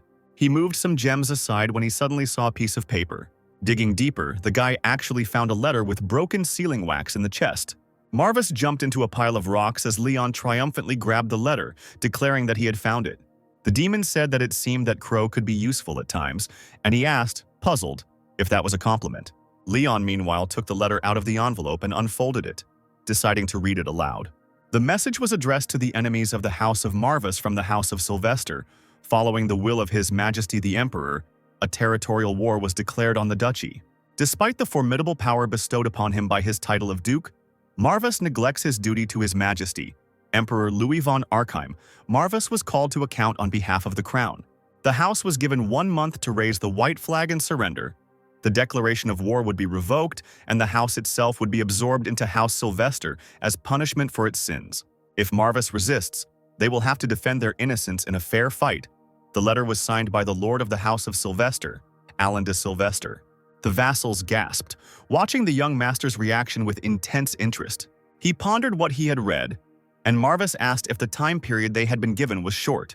Leon replied that he didn't care about the time, but he did have a funny idea. Now that he could control the living dead with the power of his mind, the guy had a whole new field of fun. Leon smiled to himself and turned his head towards Crow standing next to him. He addressed his familiar respectfully, and the latter was surprised, his eyes widening. The young gentleman announced with a smile that he would have a separate mission to the spirit. Meanwhile, Alan received a warrior who reported that the declaration of war had been successfully delivered to the House of Marvis. He grinned as he described the expression on Kirkle's face, which literally hung on him. The warrior almost saved him from suffering on the spot. The head of the house, Sylvester, laughed with pleasure, imagining the face of his opponent.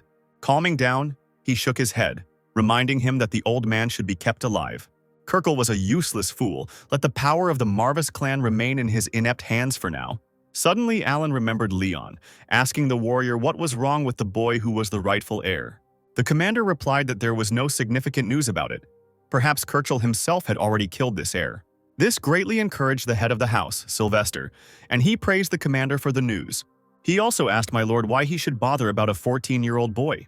Just as he was about to continue throwing mud at Leon, Alan interrupted him with a counter-question.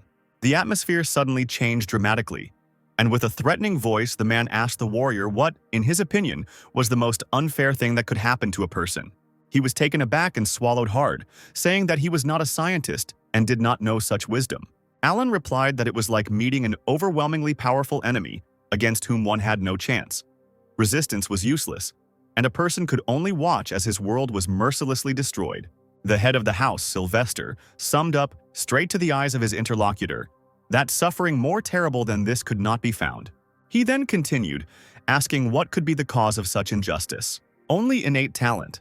A talent so incredible that it makes you tremble just by looking at it. The commander timidly suggested that the Lord was talking about how a non-entity could possess this talent.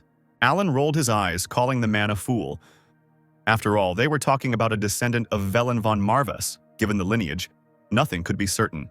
When the Lord said that one must always consider the probabilities, the warrior bowed.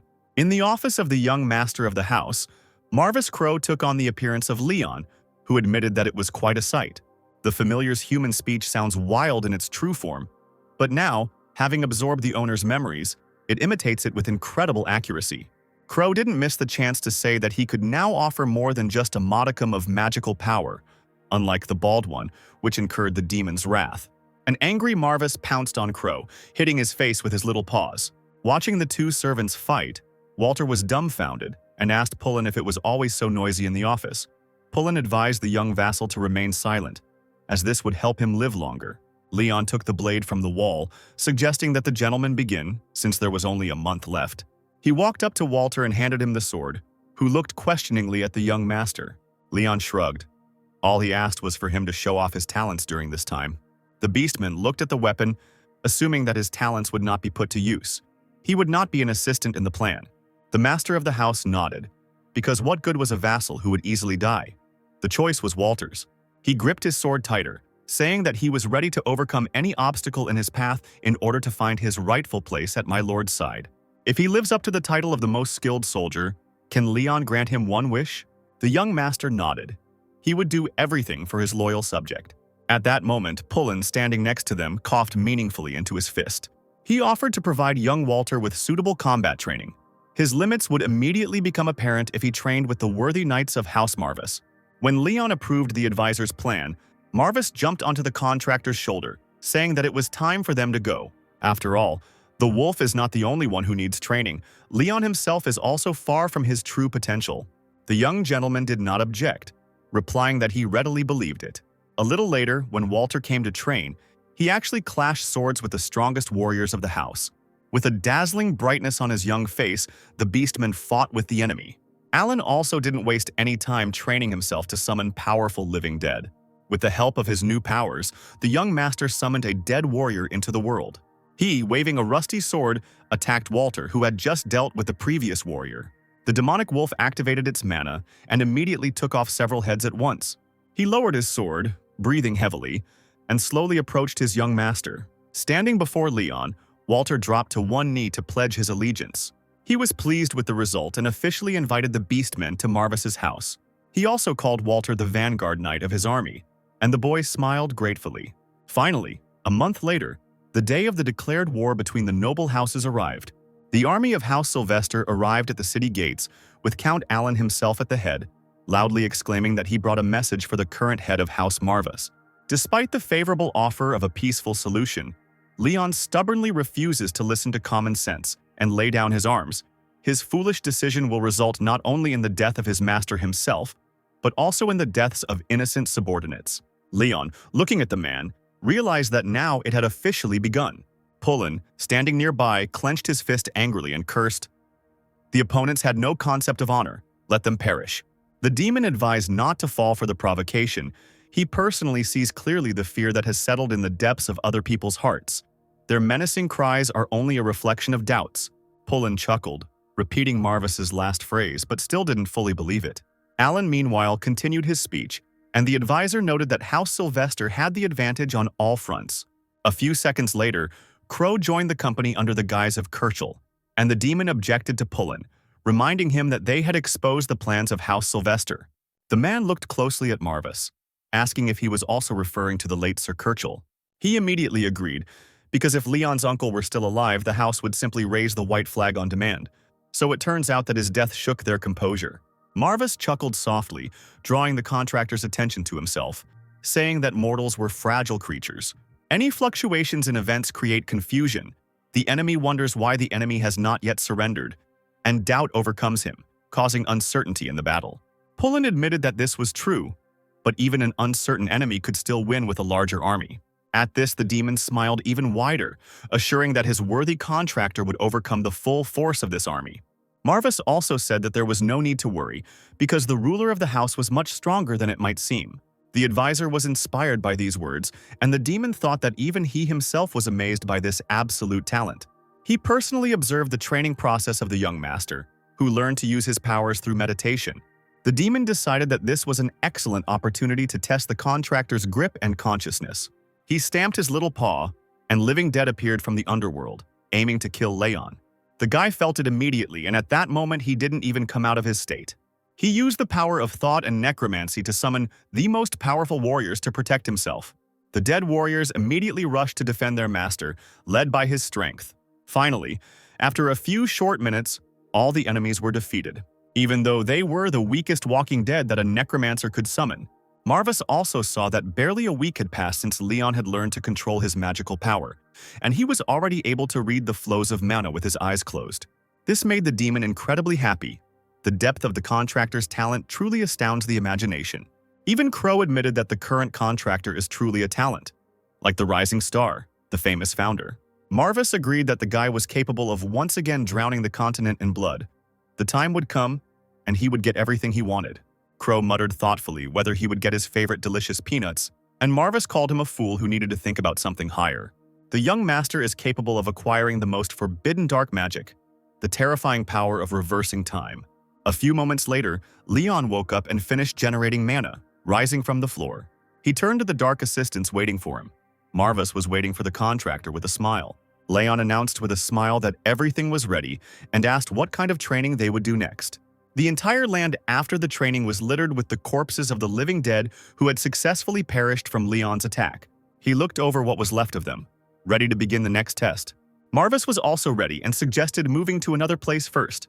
Now the young master's entire retinue, including vassals, was in the office. The demon was about to teach the contractor another skill and asked how much he knew about dark magic. Leon thought for a moment, remembering what he had ever done in this direction. Then he replied that he knew only a little, since he had studied dark magic as part of the basic year program. Marvis rolled his eyes, remembering the small change Leon's uncle had been throwing around, and ordered him to forget about this pathetic parody. Then the young gentleman, scratching his chin, suggested that much depended on the person. Considering the speed with which Founder Velen conquered the Eastern continent, it would be foolish to think that he was aided in this by nothing but the Walking Dead. Yet the founder possessed incredible power, which must now be inherited by his successor. Crow nodded, confirming Leon's guess, and immediately took on his appearance. With a snap of his fingers, he summoned a small sphere, explaining that, at its core, necromancy was just one branch of dark magic. This means that it is the supply of dark magic and skill that determines the power of the army of the dead. Pullen threw up his hands, exclaiming that he was praising the founder and his faithful followers. Marvis snorted, asking not to be counted. He was not a follower, but a friend, an equal who always fought shoulder to shoulder, unlike the stupid facebreaker. Crow shrugged, saying that, on the contrary, he was very proud of his loyalty. Marvis snorted again, saying that all he could do was make sarcastic comments while hiding under the guise of a contractor, and Crow just laughed arrogantly, replying that he wouldn't hide from such a cat. Leon got tired of their squabble and finally asked to show him the spells they wanted to teach him.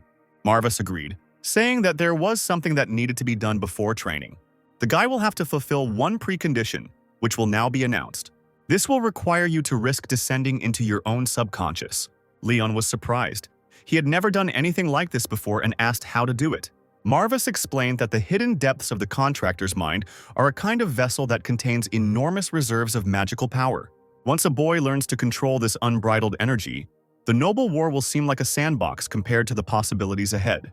But it is worth noting that dark magic requires a very large expenditure of mana. Leon shrugged his shoulders. This knowledge was not a revelation to him, as he had assumed.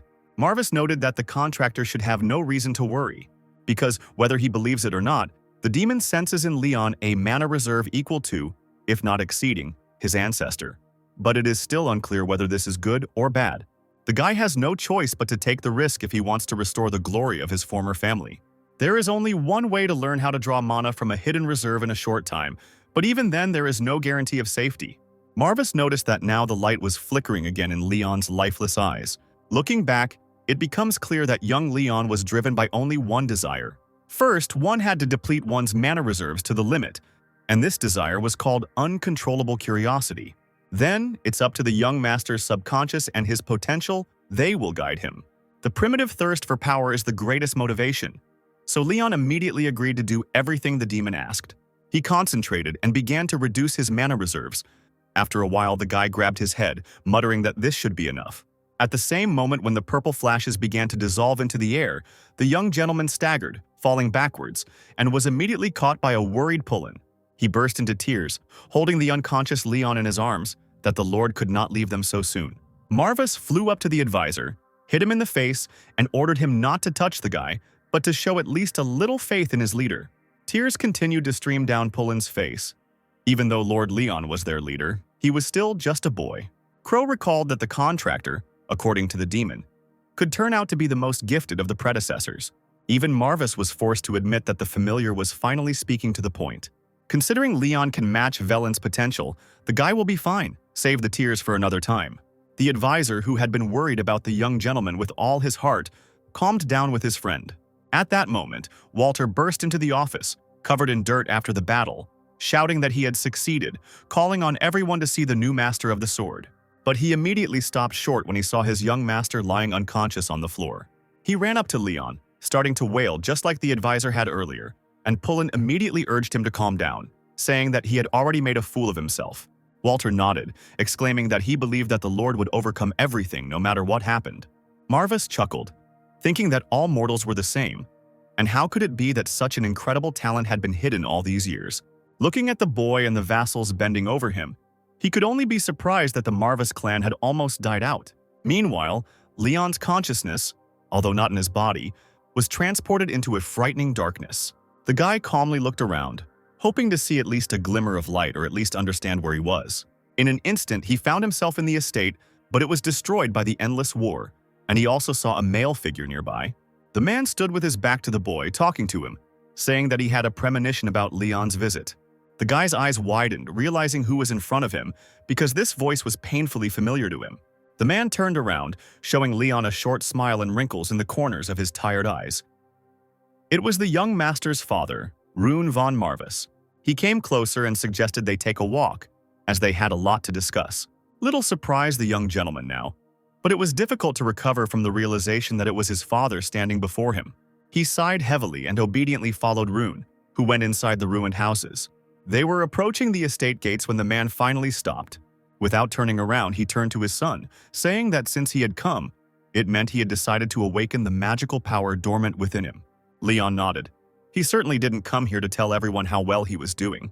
However, the guy did not forget that he had a circle of subjects for whose orders he was responsible, so it was desirable to succeed. Hearing this, Rune smiled, noticing how lucky his son was to meet loyal people. He revealed that he was a figment of the boy's imagination after meeting his end at the hands of Alan. So this form was just a magical echo. Leon froze for a moment, then nodded and replied that he understood everything. My father said that it simply happened because of an innate lack of potential. Fate is so cruel. The boy remained silent, not knowing what to answer, and Rune shrugged, saying that it made no difference since he could still be useful to his son.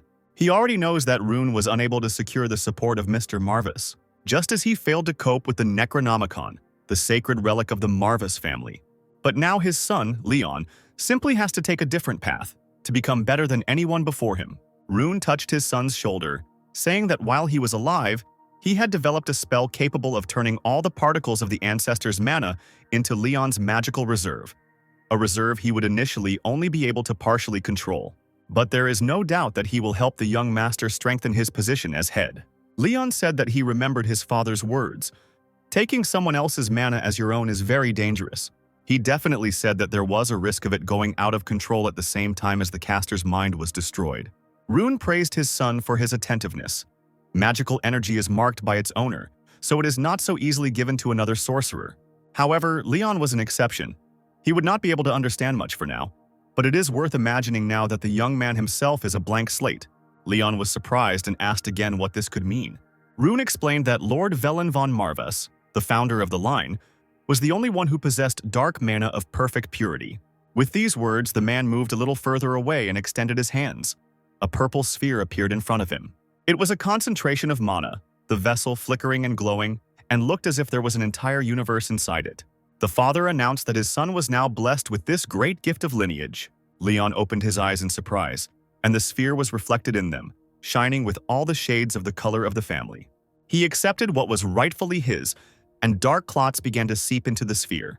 The debris of the buildings around them began to swirl in a frantic circle, as if from a hurricane. The wind lifted the hem of Rune's cloak. He said that Leon is who he is, and was about to say something else about strength. But a sudden gust of wind cut off his speech. The sphere rose into the air, and clots of mana flew across the entire space. The father was silent, looking tenderly at his son, his image slowly dissolving into space. The darkness returned, and only the sphere of mana shone brightly above their heads. Rune patted Leon on the head, saying that their meeting was over. The guy peered greedily into the familiar facial features, asking if they would meet again. Rune smiled, replying that it would be more than once because, as a father, he still had so much to teach his son.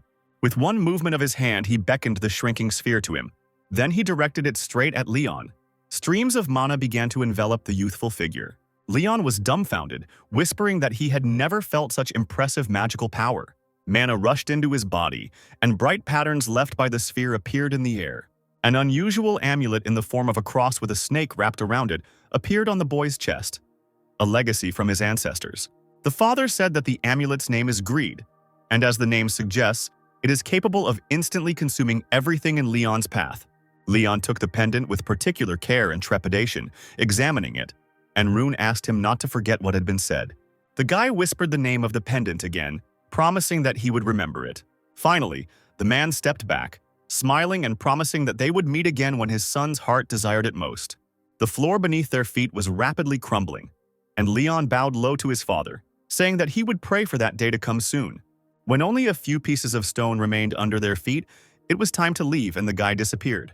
Rune stared into the void before him, his sad eyes shining brightly in the darkness.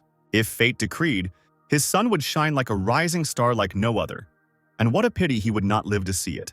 No one knows where this power will lead Leon, to the rays of glory or into the abyss of destruction. In the depths of his father's fears lies the thought that this could be the latter.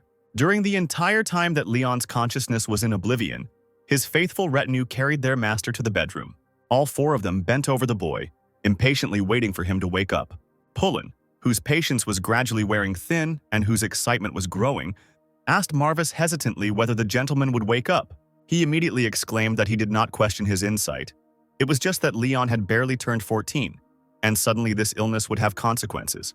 The demon shouted at the advisor, saying that they would meet in the afterlife sooner than he could expect if the Lord failed such a simple test. Walter nodded, telling Sir Pullen that his lordship could handle it. There was no need to worry. Even Crow agreed, acknowledging the fact that the old servant was being too pushy. At that moment, everyone looked on in shock as a black and purple aura spread over Leon's body. Marvis smiled, expressing that it was now clear why the young master had been so late. Walter asked what kind of magical power it was, because the mana clouds were thick and dense. Marvis jumped onto Leon's chest, touching the magical threads and nodding to himself. He confidently announced that the boy was already on his way, and that his retinue should try to greet the ruler as expected. You should also be vigilant, because Leon will return as a completely different young boy than he was remembered as. As if hearing their conversations, the young gentleman suddenly opened his eyes as if from a nightmare. He lay in bed for a while longer, as if dead, staring at the ceiling. Finally, the tension in his body eased. Leon calmed down and looked down. He muttered weakly that he now understood what was pressing on his chest and asked Marvis to move, who shook his head. After some time, Leon ordered everyone to return to training. He personally taught Walter the magical arts, tirelessly showing him how to shape mana. Leon also came to train his army, not giving a second to rest. The days flew by like water. 4 days before the war between the noble houses, the Sylvester house was actively preparing for the offensive. An army of the strongest recruits had already been assembled. Count Alan sat boredly on his throne, his cheek resting on his fist in anticipation. At last he rose, burning with impatience, and announced to his retinue that the time had come. The man stepped out onto the balcony to address the great warriors of House Sylvester. Among the retinue stood silently Crow, disguised as Kirchel. Alan said that very soon the centuries-old history of the proud Marvis family would end forever. Like a madman, he screamed wildly that soon his house would write a new history. The large crowd that gathered at the estate loudly praised the noble house of Marwas. The fake Kirchel's eyes lit up with a purple light, and he stood silently, watching. Night fell, and a black raven watched Count Alan as he set out to anticipate the enemy's move. He went to the cemetery on horseback, leading his faithful retinue and Kirchel behind him. The man stroked his beard, wondering how to find a weakness in the formation of the unfortunate handful of Marwa soldiers. This idea was given to him by Sir Kirchel, and Alan turned around and praised him for his insight and thanked him. Kirchel nodded, replying that it was the least he could offer in exchange for the expressed generosity. Alan noted that there was one thing that surprised him. He thought that the sentimental Marvises would be more zealous in guarding the graves of their ancestors, and it would be foolish to deploy forces in an open space. Leon's uncle smiled, noting that this was the home of necromancers, not strategists. He was inclined to think that they were being careful not to destroy the burial places of their ancestors. Alan added that Marvis's greatness had long since been trampled into the mud, and they were still desperately struggling to maintain their former reputation. Barely concealing his disgust, Crow hesitantly agreed with the Lord's opinion so as not to arouse suspicion. His tone did not escape Alan's attention, and he turned around, asking why Kirchel had hesitated and if he had anything to say. The old man chuckled and shook his head, replying that nothing had happened. He nodded into the distance and suggested continuing the hike. Alan, with all his characteristic confidence, adjusted the reins and rushed forward. In the darkness of the night, a small army appeared among the clouds of fog. It was led by 2 men on horseback, Walter and the head of the Marvis house himself, Leon. Both rode closer to the procession of the opposing house and stopped. Leon smiled, saying that everything was happening as they had agreed. He was glad that Alan kept his word. The man grinned, replying that he had come to see the weaknesses of the fallen house and that he was met by 100 heavily armed soldiers. He abruptly pulled his sword from its sheath and pointed it at Kirchhoff's neck, exclaiming that it was a performance in his honor. The old man's head fell off his shoulders and rolled on the ground, and from the wound oozed not blood, but thick mana. Lying on the ground, Kirchhoff's mouth opened slightly, and he hissed that only the master had the right to poke him with a sword. The next moment, Sir Kirchhoff's head shook slightly and rose into the air. Streams of mana wrapped around her, thus returning her to her rightful place. Kirchhoff stretched his neck and admitted with a smile that the experience was quite original. Alan stepped back in horror, muttering that he had just personally slit the old man's throat. Crow, disguised as Kirchhoff, rushed to his master's side. Shaking his head, Alan came to his senses and shouted that it didn't matter. The head of the Marvis clan would answer in full for his insolence. Did he really think that he could defeat the Count with a pitiful handful of soldiers? This is an insult to the greatness of the Sylvester family. In response, Leon froze and scratched his chin, replying that this was not at all true. After all, to deserve insult, Alan would first have to pose a threat. Such impudent speeches seriously offended and angered the head of the House Sylvester. Leon shrugged. Why else would he have agreed to this fight, and scattered something on the ground? The handful of mana quickly turned into a thick stream. Thus he would put Alan in his place. Then, it seemed, small magical puddles appeared from the inconspicuous tracks. And from there, to the horror of those present, an army of the living dead poured out. Alan was shocked and stunned to see that the heir of the Marvis family, whom he imagined to be a real weakling, was proficient in the art of necromancy. Leon nodded, dully replying that this was the correct answer. The man's words sound as if he is surprised to encounter necromancy while fighting against a necromancer. Sitting on his horse and looking at the army of the dead of all stripes rushing towards him, Leon recalled his own words. How he asked the troop commander what the most unfair thing that could happen to a person was. Faced with an overwhelmingly powerful enemy against whom there is no chance, resistance is useless, and one can only watch as the world mercilessly collapses. There is no suffering more terrible than this, and what could be the cause of such injustice? Only innate talent, a talent so incredible that it makes you tremble just by looking at it. One must always consider the probability and not rely on one's own confidence. Meanwhile, the dead warriors and ghouls approached the enemy. Some of Alan's warriors managed to pierce dead bodies with blades. Leon himself moved forward, summoning more and more dead minions. The commander of the army looked at him. Considering Leon a boy, no matter how much talent was hidden in him, he was still too young, not ready for a brutal fight to the death. The young gentleman dismounted from his horse, standing directly in front of the man. He ran towards Leon with a sword, but his way was immediately blocked by a loyal servant of the head of the house. Walter parried the attack with his weapon and moved forward, forcing his opponent to retreat. He roared, stunned that someone dared to stand in his way. Walter thrust his sword forward, sarcastically asking him to excuse him, but he would not let him near the young master, such was his duty. While the commander breathed heavily, looking at the enemy, he only smiled at him. Meanwhile, the army of the living dead, led by Leon, was advancing.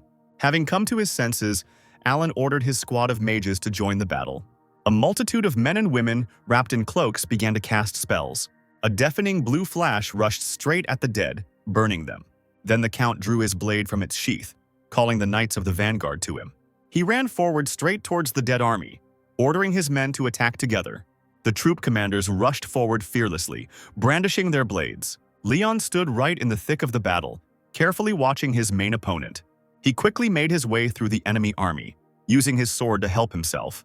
Wiping the blood from his cheek, he loudly announced that he was a ruthless person by nature. Be it his sibling or his older sister, he never thought of them as soulmates. Leon shrugged, saying he didn't care much about the Count's family drama. He glanced at his right palm, near which clots of mana were slowly gathering. Alan hissed mockingly that the only offspring of a lord, who had been given everything his whole life on a whim, would hardly be able to compete with him in courage. The man raised the bloody blade into the air, asking the young head of the family if he was thirsty for revenge. Hearing no answer, he pointed his sword at the boy, shouting that he would die on the battlefield, filled with nothing but regret. When Leon felt the Necronomicon in his hand, he corrected the Count, saying that he was wrong about two things. Raising his hand over the book, he offered to explain what he meant. The tome rose into the air, and truly destructive energy poured from it into the air. Leon's eyes took on a completely different hue, which frightened even Alan, causing him to freeze. Firstly, Leon was not tempted by revenge, and secondly, the Count simply did not have enough strength to take his life. A few days ago, In the field camp of the Marwa's house, the warriors were resting after grueling training. Now Leon and his retinue could not afford to rest. They were developing a battle strategy. The young gentleman tensely ran his finger over the map of the area, explaining something to the vassals. Marvis listened to the contractor's speech, stretching and licking his paw. Over the centuries of his existence, he had seen worse tricks, but he considered this one too risky. Choosing such a location as the operation zone was not a bad idea, but the demon didn't like everything else, even though Leon assured him that there simply couldn't be a better plan. It would be foolish if, in their pursuit of caution, they made an irreparable mistake when the optimal solution was so close. Crow, hands on his chest, hissed that he believed in his master's plan. He raised an eyebrow, asking what right a furball had to give advice, much to Walter's surprise. He bit his finger, supporting Leon, but quickly added that he also respected the wisdom of Lord Marvis. He fell on his side, grumbling that no one cared about his opinion, and finally allowed Leon to do as he had planned. Pullen promised that he would mobilize all his forces for his part. As a loyal vassal, he could not leave Leon alone on the battlefield. Finally, Leon stood up and suggested that they begin, since everything had been decided. He also turned to Lord Marwas before they began. The guy wanted to ask one question. The young gentleman asked about his amulet, whether the demon knew anything about the negative consequences of using it. In the owner's hands, the golden pendant shone, reflecting the light. Marvis snorted, replying that he didn't know, but assumed it was death, which Crow immediately called a pessimistic ball of wool. The father did not reveal the whole truth to his son. This amulet contains a power akin to poison, difficult to bear, especially in Leon's current state. The boy asked if Marvis wanted him to get it for any specific purpose, and the demon did not deny it, but kept all the secrets for the future. While the contractor is powerful enough for his purposes, the gift he received is too extraordinary for a mere vessel. However, Leon's potential is a fruit that has yet to ripen. The young master nodded, agreeing to wait, and in general he had no choice, and his followers may be loyal to him. But even mortals are not without flaws, since Leon himself is mortal and probably understands what they might have in mind. At any moment, these people could turn against their master, as happened with his father, Rune. Marvis asked what made Leon believe these mortals deserved such a risk and received no answer. Back on the battlefield, Leon drew power from the Necronomicon, his green eyes never leaving Alan's. The man looked angrily at the boy. Did he really think that a man was not capable of taking the life of such a boy? But suddenly the Count saw something in the enemy's eyes. They lit up with a bright fire. This made Alan freeze in his seat. Clumps of mana rose into the air, dissipating like dark fog. The Count had never seen anything like it before. It was mana the color of the blackest night, with an aura of pure darkness. The boy also uses it with incredible precision and care. And where do such control skills come from? Leon began to recite the spell, calling upon the faithful servants of the Marvis clan, wandering the afterlife, to hear him.